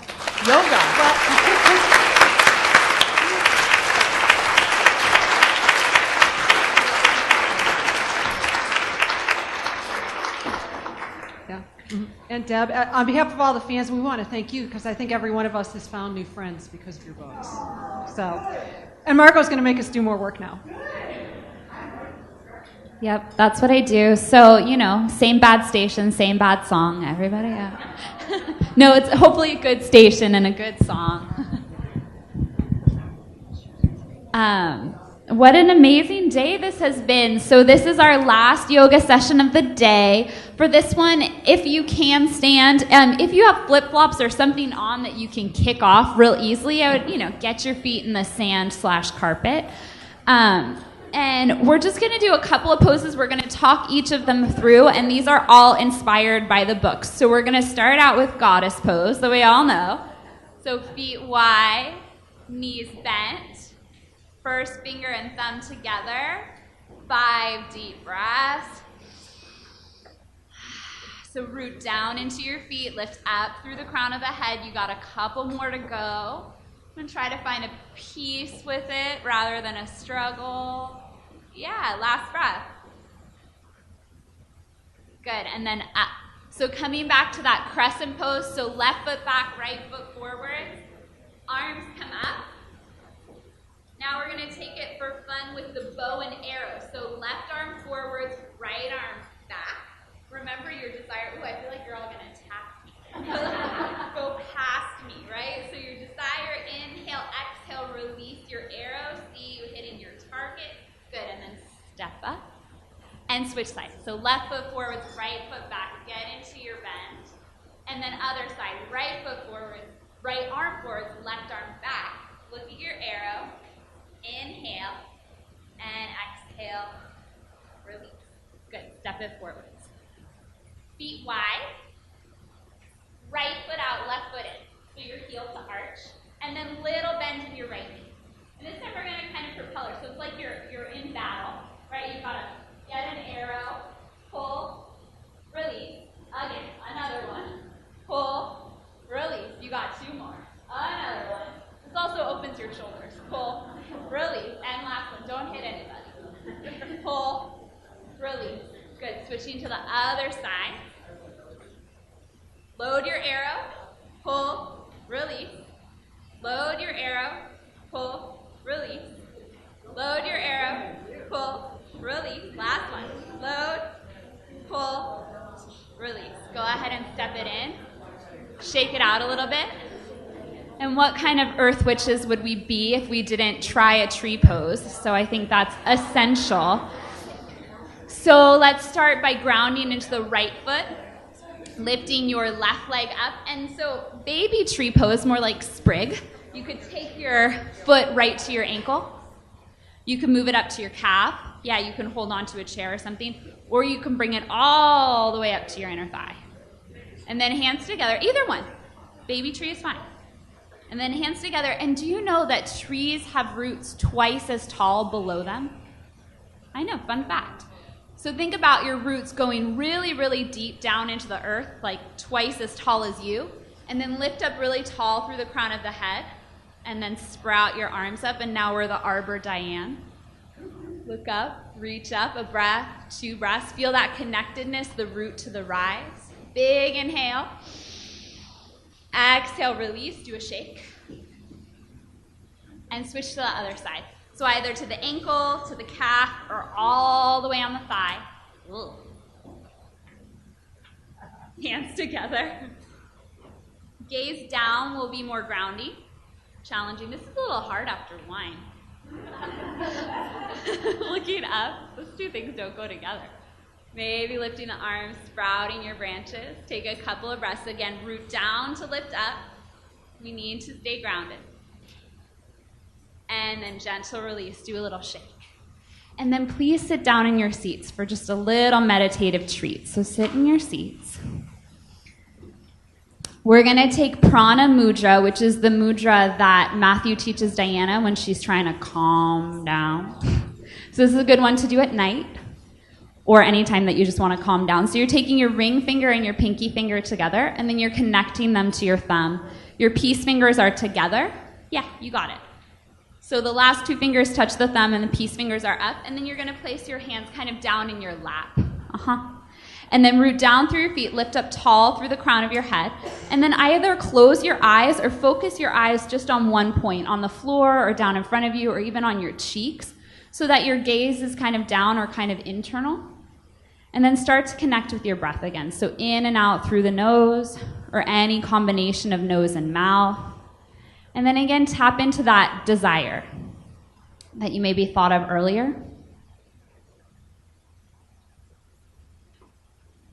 So in order to manifest, in order to create our own magic, we've got to kind of weed through all of the other stuff. So these can be doubts, fantasies, worries, and memories, right? So when you close your eyes and you go in for meditation, it's kind of like you're clearing the cobwebs out or going through a forest or a trail that hasn't been upkept. You got to kind of move the leaves and break the branches, and you got to do some work before you come to that vista point. So that's kind of all that stuff moving around in your head. So just take a few breaths and think about the breath as you exhale as the wind that pushes the clouds, creating a clearing in the sky. Inhale, and exhale, get a little bit clearer. And inhale, exhale, get a little bit clearer. And then see the knots that you need to make in order to bring the desires in your heart to reality. And know that it's within your own power to make these changes in your life. You have all that you need right at your fingertips. Take one more deep breath. Exhale, release. And then gently blink your eyes to open and take in the room. So thank you guys so much for spending this time with me. I'm going to leave my cards on the Gala Glass table. If you want to get in touch with me, they'll be there. You can pick them up, and I'm happy to email with you, talk with you. It's been really fun being here today. So I'm going to turn it over to our hosts, and thank you so much. Namaste.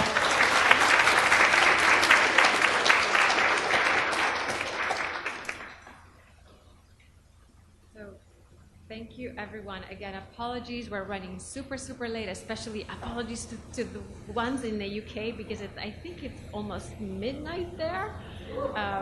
So thank you for bearing with us. Before we break out for the book signing and the photo ops, I just wanted to remind you that we have the trivia that you can, fold in two.